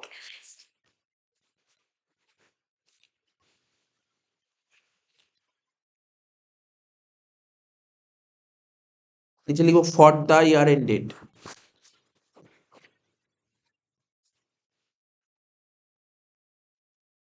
31/12/18। বা দিকে লিখবো কি এক্সপেন্ডিচার, এদিকে লিখবো কি ইনকাম, রুপিস রুপিস।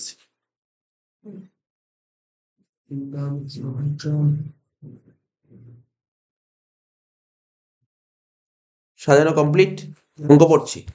কি বলেছিলাম, ক্যাশ ইন হ্যান্ড এটা assets, cash at bank asset, যেগুলো আসে না পাশে ক্রস দিই, এগুলো আসে না। এই closing cash in hand, closing cash at bank আসে না, ক্রস দিয়ে দিলাম। আর কি বলেছে, এই পারচেস অফ ফার্নিচার, এটাও তো অ্যাসেট, আসে না।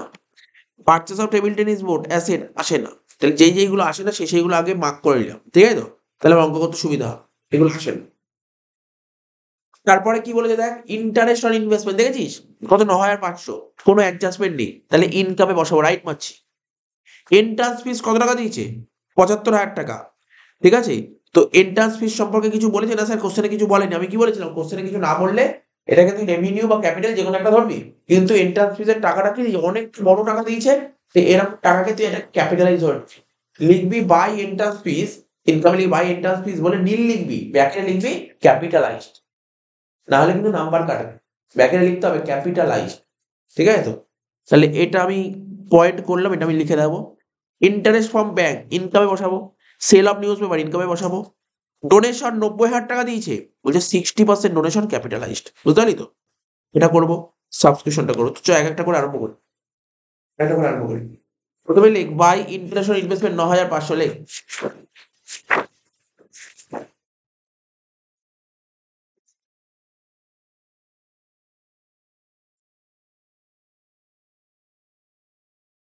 লিখ বাই ইন্টারন্যাশনাল ইনভেস্টমেন্ট, লিখতে থাক।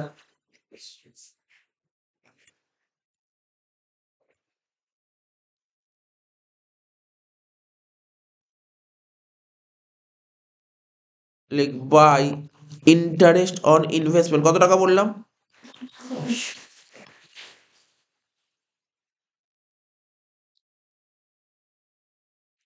9,500। তারপর কি বললাম, বাই এন্ট্রান্স ফিস, আমি বললাম নিতে না, কি বললাম, আমি কি নিতে বললাম, ওটা নিতে না বললাম। বাই এন্ট্রান্স ফিস, নীল লিখবো, নীল, ব্যাকেটে লিখবি ক্যাপিটালাইজড, এই কথাটা লিখিস কিন্তু। নিলাম না কেন, কারণ আমি এটাকে ক্যাপিটালাইজ ধরে নিচ্ছি, ঠিক আছে। তারপর কি ছিল বল, ইন্টারেস্ট ফ্রম ব্যাংক, তাই তো, কত টাকা ছিল বল, 8,800। লিখ by interest from bank.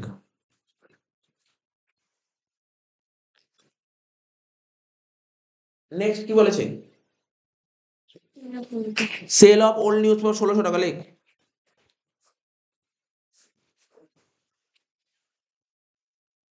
By sale of old newspaper 1600 টাকা।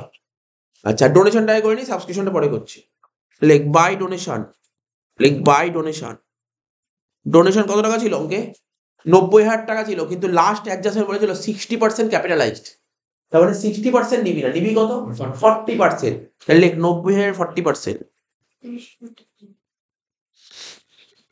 কত টাকা?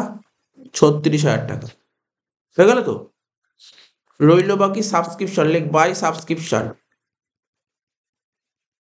অ্যাডজাস্টমেন্ট করছি। দেখ, সাবস্ক্রিপশন 1,10,000 তো পেয়েছিস, কিন্তু অ্যাডজাস্টমেন্ট কি বলেছে?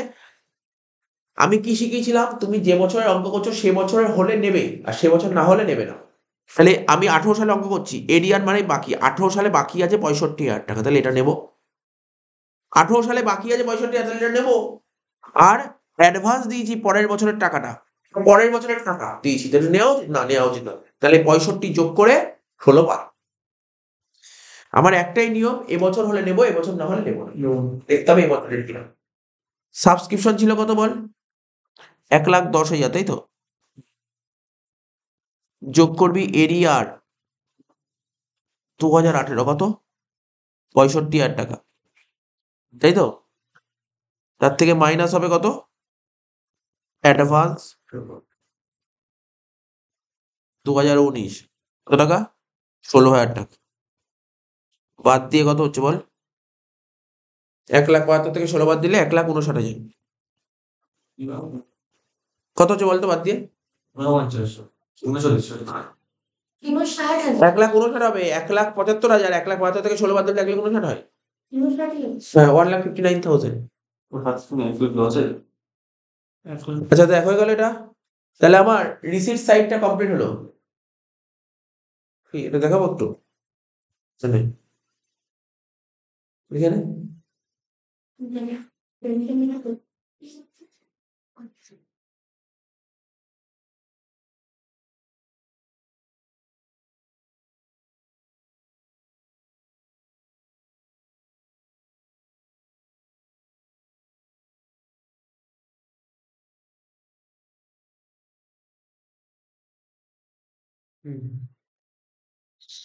ওই ইনকাম সাইডটা হলে ওর খরচা দেখ আগে বলে দিই।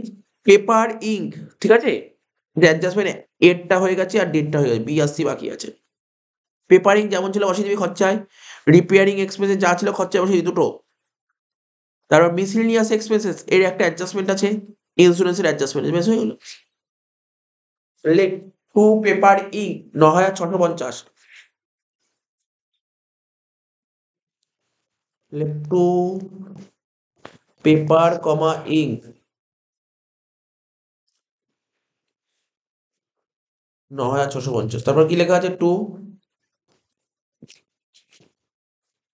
রিপেয়ারিং এক্সপেন্স কত টাকা দিয়েছে বল? ঋষি রিপেয়ারিং 36,000 টাকা। তারপর কি বলেছিল বল? মিসেলিনিয়াস এক্সপেন্স, লেখ টু মিসেলিনিয়াস এক্সপেন্সেস কত টাকা ছিল?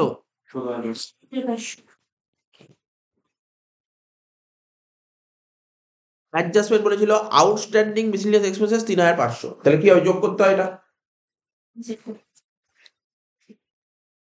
যোগ দিয়ে লেখ আউটস্ট্যান্ডিং 3,500 কত হচ্ছে? 20,000।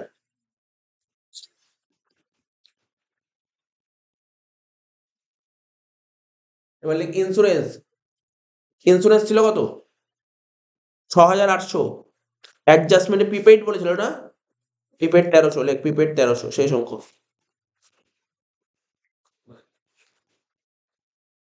আছে আর 500, যোগ বিয়োগ কর।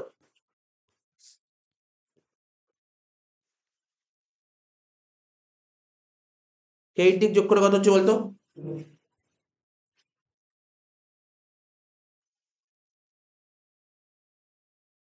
এই দিক যোগ করে কত হয়েছে?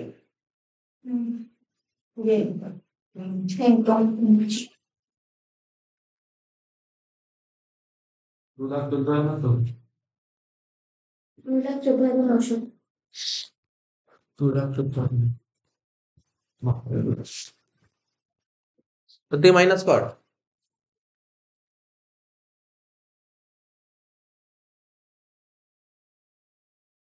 এক লাখ 43,750 লেখ 1,43,750 কি লিখবি? Two surplus. ব্যাকেট যে কথাটা লিখতে বলেছিলাম ওই কথাটা লিখে নিবি, access of income over expenditure.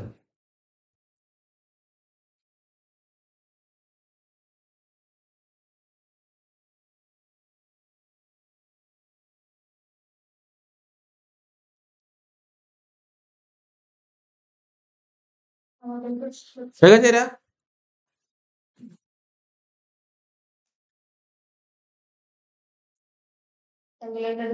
আচ্ছা দাঁড়া, 3 নম্বর অঙ্কটা গ্রুপ ডি লাস্ট অঙ্ক কি বলেছে?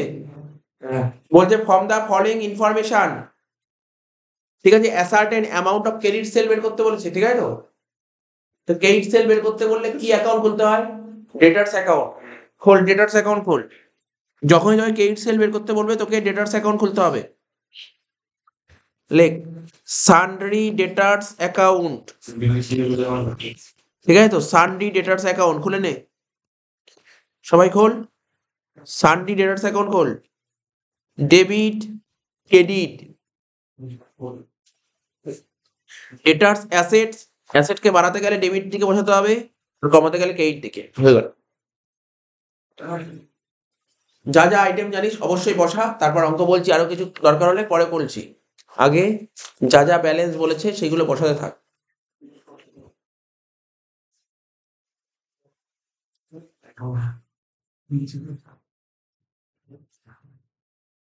কি বলেছে প্রথমে দেখ, ডেটার্স এর ওপেনিং 45 আর ক্লোজিং 35। লেখ ওপেনিং 45 ক্লোজিং 35। লেখ ডেটার্স অ্যাসেটস, অ্যাসেটের ওপেনিং ব্যালেন্স ডেবিটে বসে, লেখ টু ব্যালেন্স বিডি 45,000 টাকা।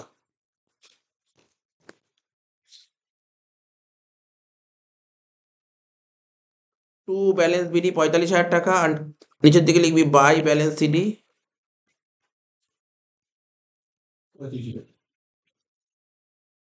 35,000 টাকা। ঠিক আছে, টু ব্যালেন্স বিডি 45,000 টাকা, বাই ব্যালেন্স সিডি 35,000 টাকা। ক্লিয়ার? তারপর কি বলেছে পর? স্যার বিল রিসিভেবল বলেছে। একটা কথা মাথায় রাখবি, যদি কোশ্চেনে, তোমার কথা মন দিয়ে শুনবি, যদি কোশ্চেনে বিল রিসিভেবলের ওপেনিং ব্যালেন্স এবং ক্লোজিং ব্যালেন্স দিয়ে দেয় তাহলে ওদের অ্যাকাউন্ট খুলতে হয়। কি বললাম বুঝতে পারলি তো? ডেটার্স এর ওপেনিং ক্লোজিং খুললাম, কারণ ডেটার্স এর ওপেনিং ক্লোজিং দিয়ে দিয়েছে, তো ডেটার্স এর অ্যাকাউন্ট খুলেছি, ওখানে বসিয়ে দিয়েছি। এবার বিল রিসিভেবল এর ওপেনিং দিয়েছে, আবার ক্লোজিংও দিয়েছে, তাহলে বিল রিসিভেবল একটা অ্যাকাউন্ট খুলতে হবে। খোল বিল রিসিভেবল একটা অ্যাকাউন্ট খোল, ছোট করে নিচে খোল বিলস রিসিভেবল অ্যাকাউন্ট।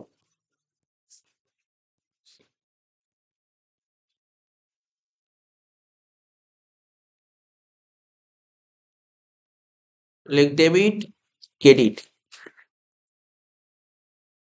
ফাইনাল অ্যাকাউন্ট করেছিস সেটা জানিস? বিল রিসিভেবল কোথায় বসে ফাইনাল অ্যাকাউন্টে? ব্যালেন্স শিটে। বিল রিসিভেবল কোথায় হবে ফাইনাল ব্যালেন্স শিটে? কারেন্ট অ্যাসেট মানে অ্যাসেট, বিল রিসিভেবল হচ্ছে অ্যাসেট, আর অ্যাসেট বাড়বে ডেবিট দিকে, অ্যাসেট কমবে ক্রেডিট দিকে। তাহলে যে কোনো অ্যাসেটের ওপেনিং ব্যালেন্স ডেবিট দিকে বসে, লেখ টু ব্যালেন্স বিডি, লেখ to balance BD. Opening balance যেদিক বসবে ক্লোজিং ব্যালেন্স তার অপোজিট সাইডে বসে, লেখ বাই ব্যালেন্স সিডি। তাহলে বিল রিসিভেবল ওপেনিং ব্যালেন্স কত ছিল বল? 9,000, আর ক্লোজিং ব্যালেন্স 6,000। তো দেখিস তো কত সুন্দর ভাবে এগুলো বসানো হয়ে গেল।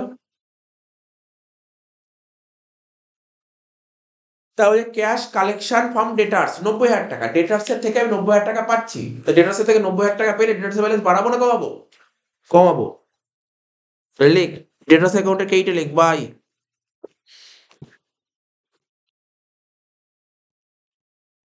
ক্যাশ অ্যাকাউন্ট কত টাকা?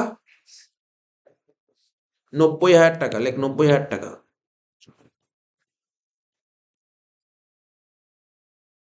ঠিক আছে, নেক্সট কি বলেছে পর? বলছে ক্যাশ রিসিভ ফ্রম বিল, এটা ভালো বলেছে।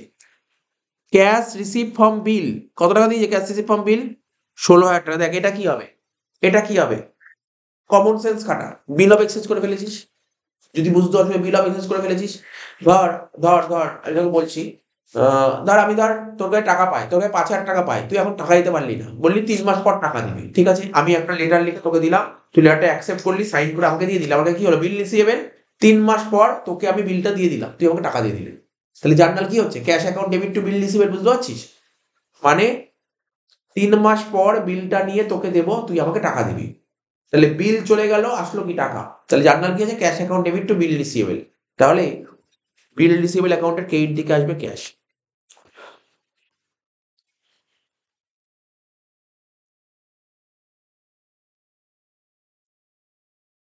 কত টাকা, 16,000 টাকা। আরো ভালোভাবে বুঝতে পারিস, বিল রিসিভেবল, ধর বিল রিসিভেবল, তোর কাছে ধর যার যার কাছ থেকে বিল পাস, সমস্ত বিলগুলো জমে, তার মধ্যে ধর একটা বিল বের করে দিলি, টাকাটা পেয়ে গেলি, বিল কমে যাচ্ছে, তাই না, তোর কাছে ধর 10টা বিল ছিল, তোর কাছে ধর 10টা বিল আছে, তার মধ্যে একটা বিল দিয়ে দিলি, তাহলে তোর সঙ্গে তোর টাকা ঢুকে গেল, বুঝলি না, ওটাই বলছে আর কি।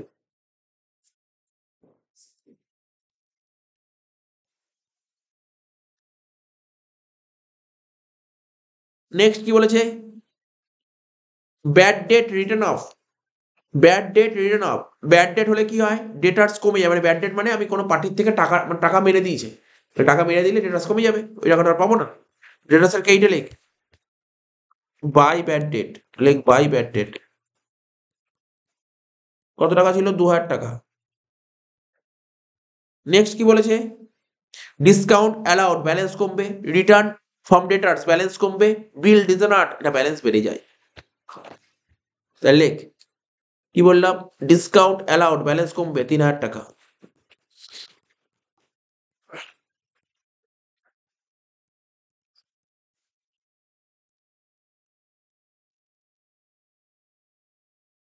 তারপর কি বলেছিল, ডিসকাউন্ট অ্যালাউডের পর রিটার্ন ইনওয়ার্ড, এতেও ব্যালেন্স কমে, লাইক বাই রিটার্ন ইনওয়ার্ড, কত টাকা দিয়ে রিটার্ন ইনওয়ার্ড, 2,000 টাকা। লাস্ট কি বলেছিল বল, বিল ডিজনার্ড, কি বললাম, বিল ডিজনার্ড, লাস্ট পয়েন্ট বলেছিল বিল ডিজনার্ড। আমি তোদের একটা কমন সেন্স, আমি তো বলছি বিল ডিজনার্ড হলে কি হয়, এমনি তো এগুলো জার্নাল ফার্নাল দিয়ে বোঝা যাবে, ধর সাপোজ ধর আমার কাছে 10খানা বিল ছিল, ঠিক আছে তো, এবার 10খানা বিল ছিল, যেই টাইম হবে, টাইম হয়ে গেলে যার কাছে টাকা পায় তাকে বিল দেবো, সে আমাকে টাকা দেবে, বুঝিস কি বললো, আমার কাছে 10টা বিল ছিল, ধর একটা পার্টির কাছে টাকা পাই, আজকে দিন চলে গেলাম, একটা বিল ওকে দিলাম, ঠিক আছে তো, তাহলে আমার কাছে 10টা বিল ছিল, একটা বিল নিয়ে বের করে দিলাম, তাহলে বিল বাড়ছে না কমছে, বিল কমছে, তো বিল ডিজনার্ড হলে কি হবে, বিল বাড়ে না কমে, এটা ভাবতে হবে, বিল ডিজনার্ড হলে বিল বাড়ছে না কমছে, বিল তো কমছে, বিল ডিজনার্ড হলে বিল কমছে, তাহলে বিল ডিজনার্ড হলে বিল কমছে, মানে বিল রিসিভেবল অ্যাকাউন্টের ক্রেডিট দিকে লিখবি বাই বিল ডিজনার্ড।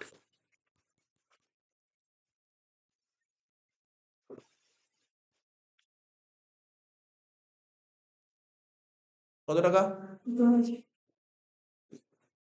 কত টাকা দিয়ে বিল ডিজনার্ড, 2,000, 2,000 টাকা, বুঝতে পারি তো, বিল ডিজনার্ড হলে বিল কমে যায়, কিন্তু ডেটার্স কি হয় জানিস, ফাইনাল অ্যাকাউন্টে ধর এই, আচ্ছা জানিস এই অ্যাডজাস্টমেন্ট ফাইনাল অ্যাকাউন্টে দেয়, ফাইনাল অ্যাকাউন্ট দিতে পারে, কিন্তু তুই দেয় পরীক্ষায় বিল ডিজনার্ড, ফাইনাল অ্যাকাউন্টে দিয়েছে, বলছে বিল ডিজনার্ড 2,000 টাকা, তুই কি করবি, বিল ডিজনার্ড হলে কি হয়, বিল কমে যায়, আর একটা কি হয়, ডেটার্স বেড়ে যায়, বুঝিস নি, দেখ আমি ধর সাপোজ ধর আমি ধর কোনো আমার যে বিজনেসের কাস্টমার আছে তাদেরকে ধর 1,00,000 টাকা পাই, ঠিক আছে তো, 1,00,000 টাকা পায়, তো একজন কাস্টমার আমাকে 10,000 টাকার বিল দিয়েছিল, তো আমি সঙ্গে সঙ্গে ওর ব্যালেন্স কমিয়ে দিয়েছিলাম, 10,000 টাকা দিয়েছিলাম, ব্যালেন্স কমিয়ে দিয়েছিলাম, কারণ ঠিক আছে ও বিল দিয়েছে, 3 মাস পর তোর বাড়ি যাবো, টাকা পেয়ে যাবো, 3 মাস পর ওর কাছে চলে গেলাম, ও আর টাকা দিতে পারলো না, তাহলে আমি কি করবো, তখন ওর ব্যালেন্স বাড়িয়ে দেবো, বিল ডিজনার্ড হলে ব্যালেন্স বেড়ে যায়, ডেটার্স বেড়ে যায়, বিল কমে যায়, ডেটার্স বেড়ে যাবে, তো ডেটার্স এর ডেবিট হলে টু বিল ডিজনার্ড,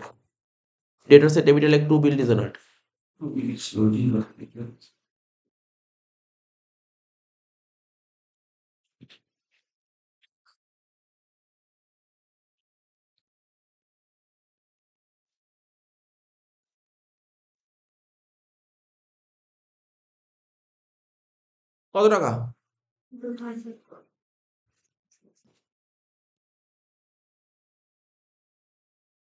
ঠিক আছে তো, হয়ে গেল। এবার দেখ, এবার মিলিয়ে দে, অঙ্ক শেষ। আগে বিলটা মেলা, বিল রিসিভেল অ্যাকাউন্ট আগে মেলাতে হয়। 16 আর 2 18, 18 আর 6 24,000, তাই তো?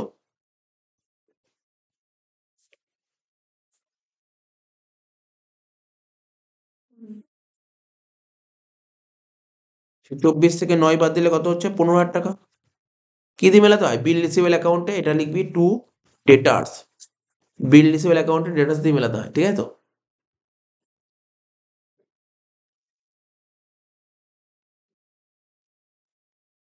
ডেটার্স অ্যাকাউন্টের কেইটা লেখে এটা, by bill receivable, by bill receivable কত টাকা? 15,000 টাকা। যোগ কর, কেইট দিক যোগ কর, আগে ডেটার্স অ্যাকাউন্টের কেইট দিকটা যোগ কর। ছয়। হ্যাঁ, ও, এখন কোথায়? 1,00,000 ওই তো, করে দেখতো তুই। ও কোন ঘরে? এখন 90 আর 2 92 আর 3 95, 95 আর 2 97, 97 আর 50 কত হচ্ছে? 1,47,000। 1,47,000। এবার 1,47,000 থেকে 47,000 বাদ দিলে কত হচ্ছে? 1,00,000। এটা হচ্ছে তোর কেইট সেলস, টু কেইট সেলস, লেখ।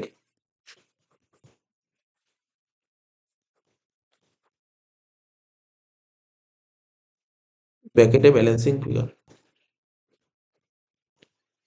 ঠিক আছে?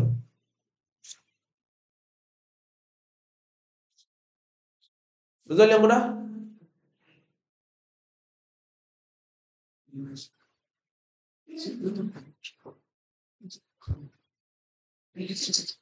হ্যাঁ,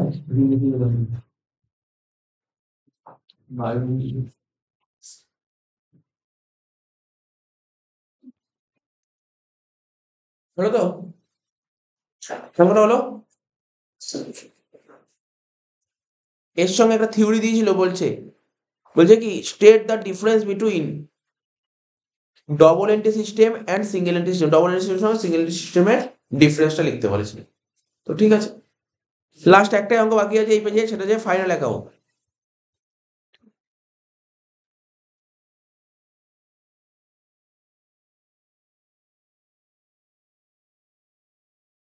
লাস্ট এন্ট্রি বাকি আছে, চ লাস্ট এন্ট্রি মানে লাস্ট অঙ্ক বাকি, চ স্যার ফাইনাল অ্যাকাউন্টে দাগটা কাটতে হবে।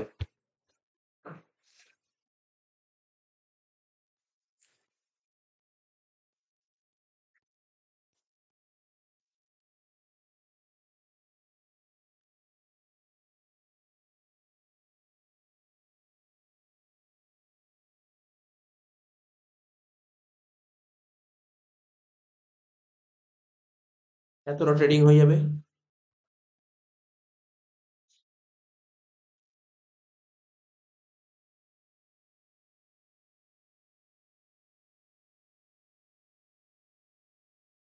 এটা পিএল হয়ে যাবে, ঠিক আছে তো?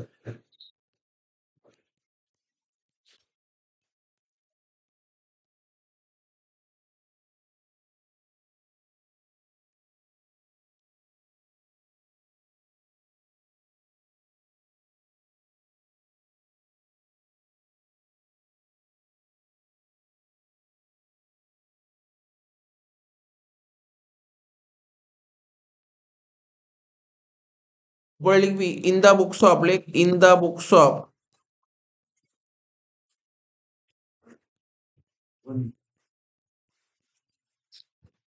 কে এস ধোনি। তারপর কি লিখবি?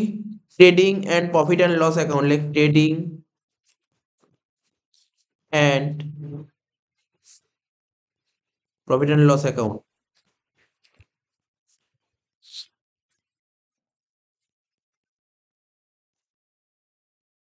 For the year ended. কত? 31/12 কত ছিল দেখতো? 18 না? ডেবিট ক্রেডিট এগুলো জানিস, পার্টিকুলার রুপিস আমি লিখলাম না। তারপর লিখবো কি? ব্যালেন্স শিট, লিখবো ব্যালেন্স শিট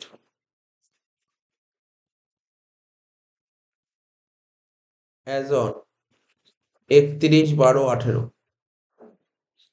এদিকে লিখবো লাইবিলিটিস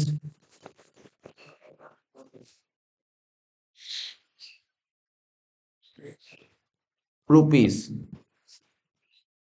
অ্যাসেটস রুপিস, এদিকে লিখবো ক্যাপিটাল, এখানে লিখবো লোন, এখানে লিখবো কারেন্ট লাইবিলিটিস।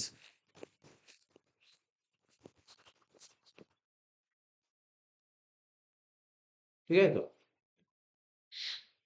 এখানে লিখবো ফিক্স অ্যাসেটস,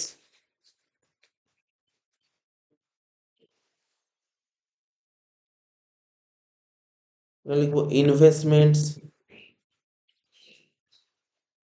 ঠিক আছে তো, লাস্ট এখানে লিখবো কারেন্ট অ্যাসেটস।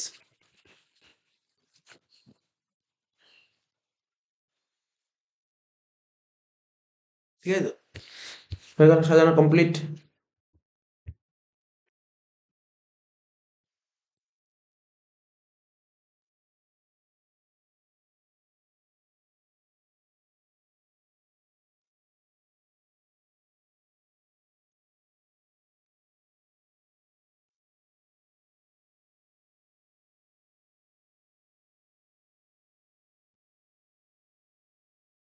আমি কি শিখেছিলাম, ফাইনাল করতে গেলে সবার প্রথম অ্যাডজাস্টমেন্ট পড়ে নিতে হবে। ঠিক আছে তো, অ্যাডজাস্টমেন্ট গুলো পড়, অ্যাডজাস্টমেন্ট পড়তে পড়তে করবো। প্রথমে বলেছে দেখ ভালো পয়েন্ট, প্রথম পয়েন্টটাই ভালো পয়েন্ট পেয়েছি, 1 নম্বর পয়েন্টটা বলছে market price of closing stock. Closing স্টকের মার্কেট প্রাইস কত বলছে? 7,500, আর কস্ট প্রাইস বলেছে 8,000। তাহলে নিয়ম কি জানিস? ক্লোজিং স্টক এই দুটোর মধ্যে, এই দুটো ভ্যালুর মধ্যে যেই ভ্যালুটা ছোট সেই ভ্যালুটাকে নিতে হবে। তাহলে দুটোর মধ্যে ছোট কোনটা? 7,500। তাহলে ক্লোজিং স্টক লিখবি কত? 7,500। পয়েন্টটা ভালো পয়েন্ট দিয়েছিল। তা একটা বসবে ট্রেডিং এর কেইটে, লেখ বাই ক্লোজিং স্টক 7,500। আর একটা বসবে কারেন্ট অ্যাসেটসে, লেখ ক্লোজিং স্টক 7,500।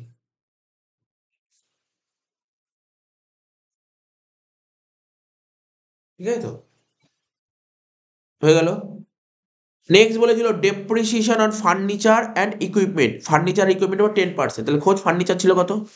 500। ফার্নিচার 6,500 আর ইকুইপমেন্ট 5,000। ফার্নিচার ফিক্স অ্যাডে বসে, লেখ ফার্নিচার ছিল 6,500, তার থেকে ডেপ্রিসিয়েশন 10% মাইনাস করবো, 650, বাদ দিয়ে কত হচ্ছে বল? 5,850। ইকুইপমেন্ট, ইকুইপমেন্ট ছিল কত? 5,000, তার থেকে ডেপ্রিসিয়েশন 10%, মানে 500 টাকা মাইনাস করে বাইরে হবে 4,500।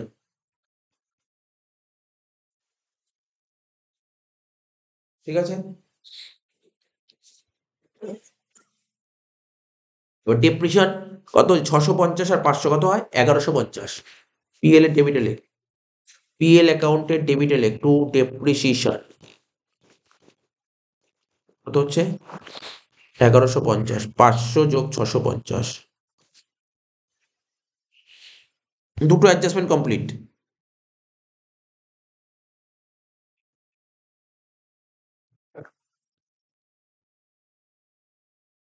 তিন নম্বর অ্যাডজাস্টমেন্ট বলছে আউটস্ট্যান্ডিং স্যালারি 1,400 টাকা। তো স্যালারি কত খোঁজ? 6,200। তো স্যালারি পিএল এর ডেবিট আছে, লেখ টু স্যালারি 6,200। ঠিক আছে তো, তার সাথে যোগ করবো আউটস্ট্যান্ডিং 1,400, 7,600 পরে করছি আমি, এটা হলো তো। আর আউটস্ট্যান্ডিং স্যালারি কোথায় বসে? আর একটা কারেন্ট লাইবিলিটি লেখ আউটস্ট্যান্ডিং স্যালারি কত বললাম? 1,400 টাকা। ঠিক আছে তো,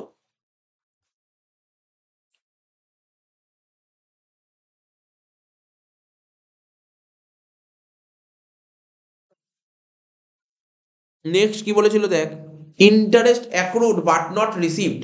ইন্টারেস্ট অ্যাক্রু হয়েছে কিন্তু সেটা রিসিভড হয়নি, তাহলে ইন্টারেস্টটা খোঁজ। দেখ কেইট ট্রায়াল ব্যালেন্স, ট্রায়াল ব্যালেন্স দিয়েছে, interest accrued but not received, যে ইন্টারেস্ট কিছু বলেনি অঙ্কে, মানে ট্রায়াল ব্যালেন্সে কিছু ইন্টারেস্ট বলেনি। অ্যাক্রু মানে বুঝিস তো? অ্যাক্রু মানে অ্যাক্রো মানে অ্যাকচুয়ালি ইন্টারেস্টটা ইনকাম হয়ে গেছে আমার, বাট হাতে আসেনি টাকা। বুঝিস কি বললাম? অ্যাক্রু মানে কি ইনকামটা হয়ে গেছে বা টাকাটা হাতে আসেনি। ইন্টারেস্ট অ্যাক্রুড মানে পাতিকতা বাকি আছে, ইন্টারেস্ট বাকি আছে বা টাকাটা হাতে আসেনি। তাহলে এটা কি জানিস? হ্যাঁ, স্ট্যান্ডিং না আউটস্ট্যান্ডিং মানে তো বাকি, অ্যাক্রুড মানেও বাকি। আউটস্ট্যান্ডিং না, আমি বলছি ধর সাপোজ ধর এটা ফেব্রুয়ারি মাস, ঠিক আছে তো? সাপোজ ধর আমার মাইনা ডিউ হয়ে গেছে, স্টুডেন্টের কাছে আমার মাইনা ডিউ হয়ে গেছে, বাট ওই টাকাটা আমি এখনো হাতে পাইনি। বুঝতে পারলি কি বললাম? মানে ধর সাপোজ ধর এটা ফেব্রুয়ারি মাস ফেব্রুয়ারি মাস শেষ, পড়ানো কমপ্লিট হয়ে গেছে। এবার ধর আমার মাইনা ডিউ হয়ে গেছে, টাকাটা এখনো পাইনি, ফেব্রুয়ারি মাইনা মার্চে কি পাবো? কাকে বলে? তাহলে এটা কি? এটা টাকাটা পাবো, এটা আমার অ্যাসেট না? অ্যাক্রুড ইন্টারেস্ট আমার অ্যাসেট না? অ্যাক্রুড মানে বাকি। এটা কি বাকি আছে? ইনকাম বাকি না এক্সপেন্স বাকি? ইনকাম ইনকাম বাকি হলে তাকে অ্যাসেট বলে। তাহলে এই টাকাটা পুরো 400 টাকা অ্যাসেটে বলবো। স্যার কি অ্যাসেট? কারেন্ট অ্যাসেটস এ লিখবে অ্যাক্রুড ইন্টারেস্ট। পয়েন্টটা খুব ভালো পয়েন্ট। কারেন্ট অ্যাসেট লিখে অ্যাক্রুড ইন্টারেস্ট 400 টাকা। হ্যাঁ, অ্যাক্রুড ইন্টারেস্ট। প্রশ্ন হলো স্যার আর একটা কোথায় বলবো? সিম্পল জিনিস, ইনকাম পিএল কেইটে লিখ বাই অ্যাক্রুড ইন্টারেস্ট 400 টাকা। তাহলে দেখ এই পয়েন্টটা হয়ে গেল। এরপরের পয়েন্টটা দেখ, wage bill for ₹600 wrongly posted under salary account. ঠিক আছে তো? একটা ওয়েজ বিল ছিল, মানে ওয়েজেস এর একটা বিল ছিল, না একটা 600 টাকার ওয়েজেস ছিল, ভুল করে স্যালারির মধ্যে ঢুকিয়ে দিয়েছি। একটা ওয়েজেস ছিল বাট ভুল করে স্যালারির মধ্যে দেখিয়ে দিয়েছিস। একটা ওয়েজেস তো ওয়েজেস এর মধ্যে দেখানো উচিত, ভুল করে স্যালারির মধ্যে দেখিয়ে, তাহলে কি করা উচিত? স্যালারি থেকে মাইনাস করবি আর ওয়েজেসে গিয়ে প্লাস করবি, তাই তো? তাহলে স্যালারি থেকে মাইনাস কর, মাইনাস দিয়ে কি লিখবি? লেখ রংলি ইনক্লুডেড। কি বললাম?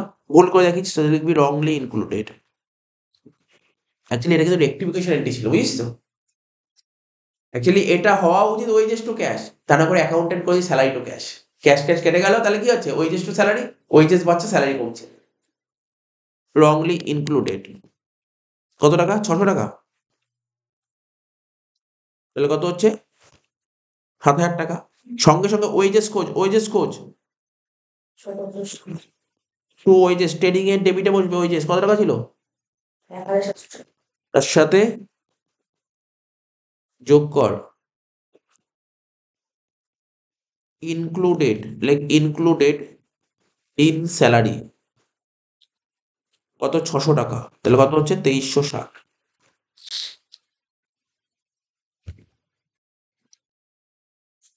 তাহলে ওয়েজেস হয়ে গেল, এটা পয়েন্টটা হয়ে গেল। লাস্ট অ্যাডজাস্টমেন্ট দেখ কত সোজা অঙ্ক দিয়েছিল করে, বলে provide reserve for bad debt 5%। জানিস রিজার্ভ ফর ব্যাড ডেট কার উপর হয়? ডেটার্স এর উপর হয়। Reserve for bad debt, provision for bad debt সব একই জিনিস। ডেটার্স কত ছিল অঙ্কে? 25,000। Like current assets like 25,000, debtors like 25,000 current assets, minus দিয়ে লিখ রিজার্ভ ফর ব্যাড ডেট। কত পার্সেন্ট বলেছে? কত পার্সেন্ট বলেছে রিজার্ভ ফর ব্যাড ডেট? 5% কর। 1250 বাদ দিয়ে হচ্ছে 23,750। ঠিক আছে তো? এই 1250 পিএল এর ডেবিটে লেখ রিজার্ভ ফর ব্যাড ডেট বলে।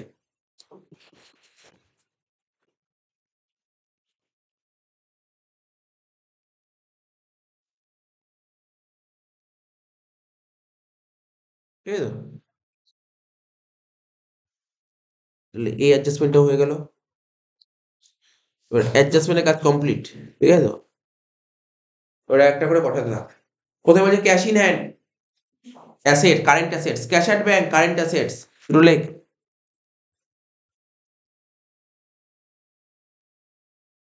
Cash in hand, cash at bank. Cash in hand কত টাকা বলেছিল অঙ্কে? 4,750। ক্যাশ অ্যাট ব্যাংক কত বলেছিল? 12,350। তারপর কি বলেছিল? ওপেনিং স্টক, তাই তো? ওপেনিং স্টক ট্রেডিং এর ডেবিটে লেখ প্রথমে টু ওপেনিং স্টক। কত বলেছিল? তারপর কি বলছে? পারচেস, ওপেনিং স্টকের নিচে লেখ টু পারচেস। কত টাকা দিয়েছে?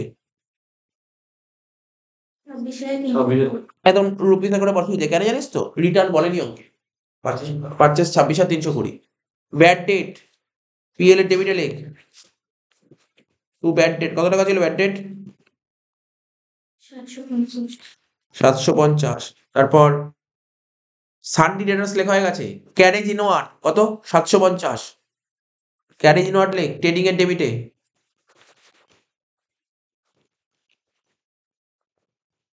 কত টাকা ক্যারেজ ইনওয়ার্ড? 750, তাই তো? তারপর কি বলছে, ওই যে হয়ে গেছে প্যাকিং। প্যাকিংটা কোথায় লিখবি জানিস তো? পিএল এর ডেবিটে লেখ। প্যাকিংটা লেখ পিএল এর ডেবিটে। কত টাকা ছিল প্যাকিং? 2600। 2600। স্যালারি হয়ে গেছে, ট্রেড এক্সপেন্সেস পিএল এর ডেবিটে লেখ। ট্রেড এক্সপেন্সেস পিএল এর ডেবিটে লেখ। কত টাকা? 700। রেন্ট পিএল এর ডেবিটে লেখ। কত টাকা? 1800। ফার্নিচার হয়ে গেছে, ইকুইপমেন্ট হয়ে, গুডউইল বলতে পারি গুডউইল কোথায় বসবে? Fixed fixed asset. Fixed asset goodwill fixed সাইডে বসে। পরীক্ষায় যদি শর্ট কোশ্চেন দেয়, একটা শর্ট কোশ্চেন হলো গুডউইল কি ধরনের অ্যাসেটস। Fixed. non-tangible. আরো একটু বলছি, ফিক্স শুধু ফিক্সড সাইড বললে হবে না, ফিক্সড সাইডকে দুভাগে ভাগ করা যায়। এটাও তো ফিক্সড অ্যাসেট, ফার্নিচারও ফিক্সড, ইকুইপমেন্টও ফিক্সড অ্যাসেট। দুটো একই জিনিস, দুটো একই রকমের ফিক্সড অ্যাসেট না। ফিক্সড অ্যাসেটকে দুভাগে ভাগ করা যায়, একটা ট্যানজিবল একটা ইনট্যানজিবল। ট্যানজিবল অ্যাসেট সেই অ্যাসেট যাকে তুই ছুতে পারবি, যাকে তুই চোখ দিয়ে দেখবি, তাকে বলে ট্যানজিবল অ্যাসেটস। কিন্তু গুডউইলকে তুই চোখে দেখতেও পারবি না, ছুতেও পারবি না, ইনট্যানজিবল অ্যাসেটস। মানে কি শর্ট কোশ্চেনে লিখতে হবে, গুডউইল হচ্ছে এক ধরনের ইনট্যানজিবল অ্যাসেটস, মানে অস্পর্শনীয় সাইজ সম্পত্তি। গুডউইল কত বলেছে? 9,000 টাকা, বসিয়ে দিলাম। সেলস ট্রেডিং এর গেইটে লেখ 71,340। সান্ডিকেটার্স কারেন্ট লাইবিলিটি লেখ 12,000 টাকা।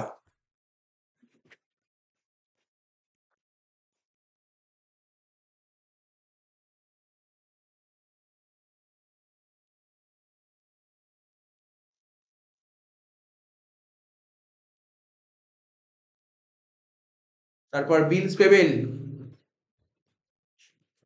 কারেন্ট লাইবিলিটি লেখ 600 টাকা। আর ক্যাপিটাল কত বলেছে? 25,740।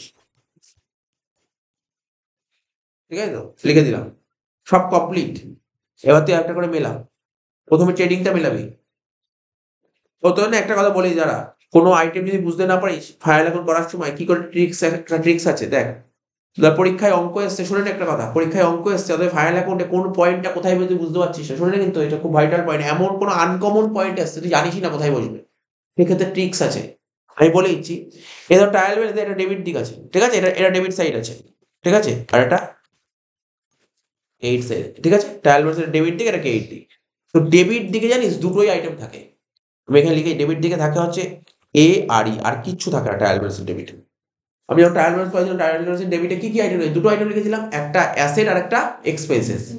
তো এটুক তো শিওর, ট্রায়াল ব্যালেন্সের ডেবিট দিকে যা থাকবে ও হয় ট্রেডিং পিএল এর ডেবিটে বসবে, আর না হলে অ্যাসেটে বসবে, আর কোথাও বসবে না। মানে এইটুক তো মাথায় রাখতেই পারবি, হয় ট্রেডিং পিএল আর অ্যাসেট, এর বাইরে কিচ্ছু বসবে না। বুঝতে পারলি কি বললাম? তো যে কোনো একটা আইটেম পড়লি, যে কোনো আইটেম পড়ে তুই বুঝতে পারবি যে, আচ্ছা আইটেম পড়ে তো বুঝতে পারবি অ্যাসেট কি অ্যাসেট না, ওটা আইটেম পড়ে বোঝা যায় ওটা অ্যাসেট কি অ্যাসেট না। হ্যাঁ, এটা বোঝা যায় অ্যাসেট কি অ্যাসেট না। আবার আইটেম পড়ে বুঝতে পারবি এটা খরচ কি। অর্থাৎ ট্রায়াল ব্যালেন্সের ডেবিট দিকে খরচ থাকে আর সম্পত্তি থাকে, অ্যাসেট থাকে আর এক্সপেন্স থাকে। আর ক্রেডিট দিয়ে কি থাকে? ইনকাম থাকে। ইনকাম, ইনকাম কোথায় বসে? ট্রেডিং এর ক্রেডিট আর পিএল এর ক্রেডিট, ঠিক আছে। আর কি থাকে? লাইবিলিটি থাকে, তাই তো। লাইবিলিটি জানিস তো, লাইবিলিটি বলতে কোন লাইবিলিটি? কারেন্ট লাইবিলিটির মধ্যে যেগুলো থাকে ওই লাইবিলিটি, ঠিক আছে, লোন এইগুলো। আর কি স্যার? ক্যাপিটাল। ক্যাপিটাল তো ক্যাপিটাল নিয়ে আলোচনা আপনি তো, আপনার ক্যাপিটাল পরিসর ক্যাপিটালই লিখবে, অন্য কিছু লিখবে না, ক্যাপিটালই লিখবে। তাহলে তুই কি বুঝতে পারলি যে ট্রায়াল ব্যালেন্স ক্রেডিট দিকে যাই আইটেম থাকুক, অ্যাকচুয়ালি ধরা যায় না কি বলতো, ইনকাম কিনা। একটা পয়েন্ট যেমন ধর, অনেক সময় এমন কিছু পয়েন্ট আছে, একটা একটা পয়েন্ট অ্যাপারেন্সিভ প্রিমিয়াম। অ্যাপারেন্সিভ প্রিমিয়াম একটা কথা বললাম, এটা না দেখবি ট্রায়াল ব্যালেন্স ক্রেডিট দিকেই দেবে। এবার এটা কি হবে? ইনকাম হবে না লাইবিলিটি হবে? এটাতে এটা হচ্ছে ইনকাম, লাইবিলিটি নয়। তো এইগুলো কোনো কিছু পয়েন্ট কোশ্চেন করতে করতে বুঝতে পারবে। ট্রায়াল ব্যালেন্সের ক্রেডিট দিকে যদি কোনো আইটেম থাকে, ও হয় ইনকামে বসবে আর না হলে লাইবিলিটি সাইডে বসবে, এটা শিওর। এটা বলে দিলাম, এটা মাথায় রাখ, কখনোই বুঝতে অসুবিধা, এইভাবে তুই ধরতে পারবি। তাহলে 71 আর 340-এর সঙ্গে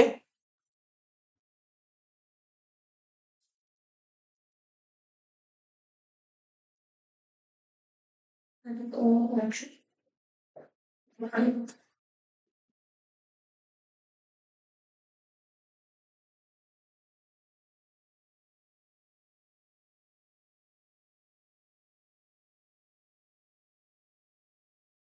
লিখলি বল এটা কত 78,000 540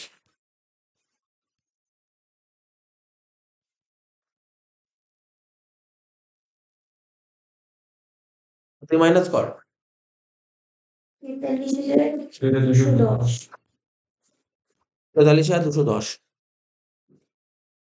ঠিক আছে that leave to gross profit সিডি সেটা আবার কি লিখবি পিএল এর কেইটে লিখ by Gauss profit BD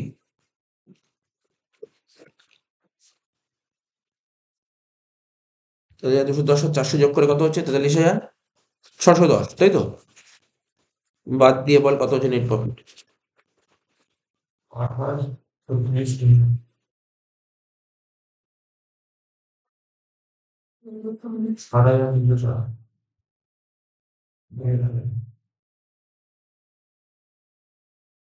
net profit হচ্ছে 28,360 সেটা আবার ক্যাপিটালেশন যোগ করতে হবে লেখ নেট প্রফিট 28,360 যোগ করে কত হচ্ছে দেখ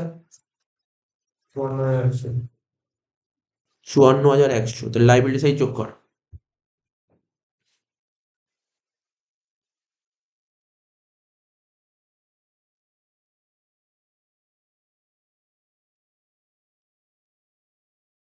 একজন লাইবিলিটি কর একজন এসএসআই যোগ কর তাহলে বেরিয়ে যাবে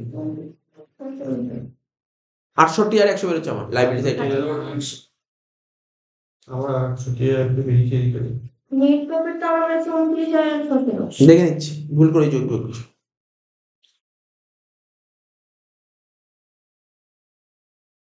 দেখে যারা একবার চেক করে নে কোনো আইটেম মিস করে গেছে কোনো আইটেম মিস করে গেছে কত হয়েছে বল 1250 is done. এসেট করে দেখ তুই এসেট করে দেখ কত লাইন তো চাই 5850 প্লাস 4500 প্লাস 9000 প্লাস 7500 প্লাস 400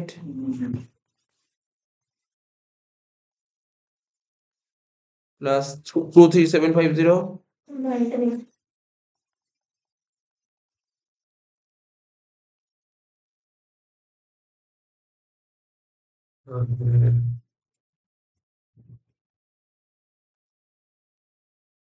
আচ্ছা মিলে গেছে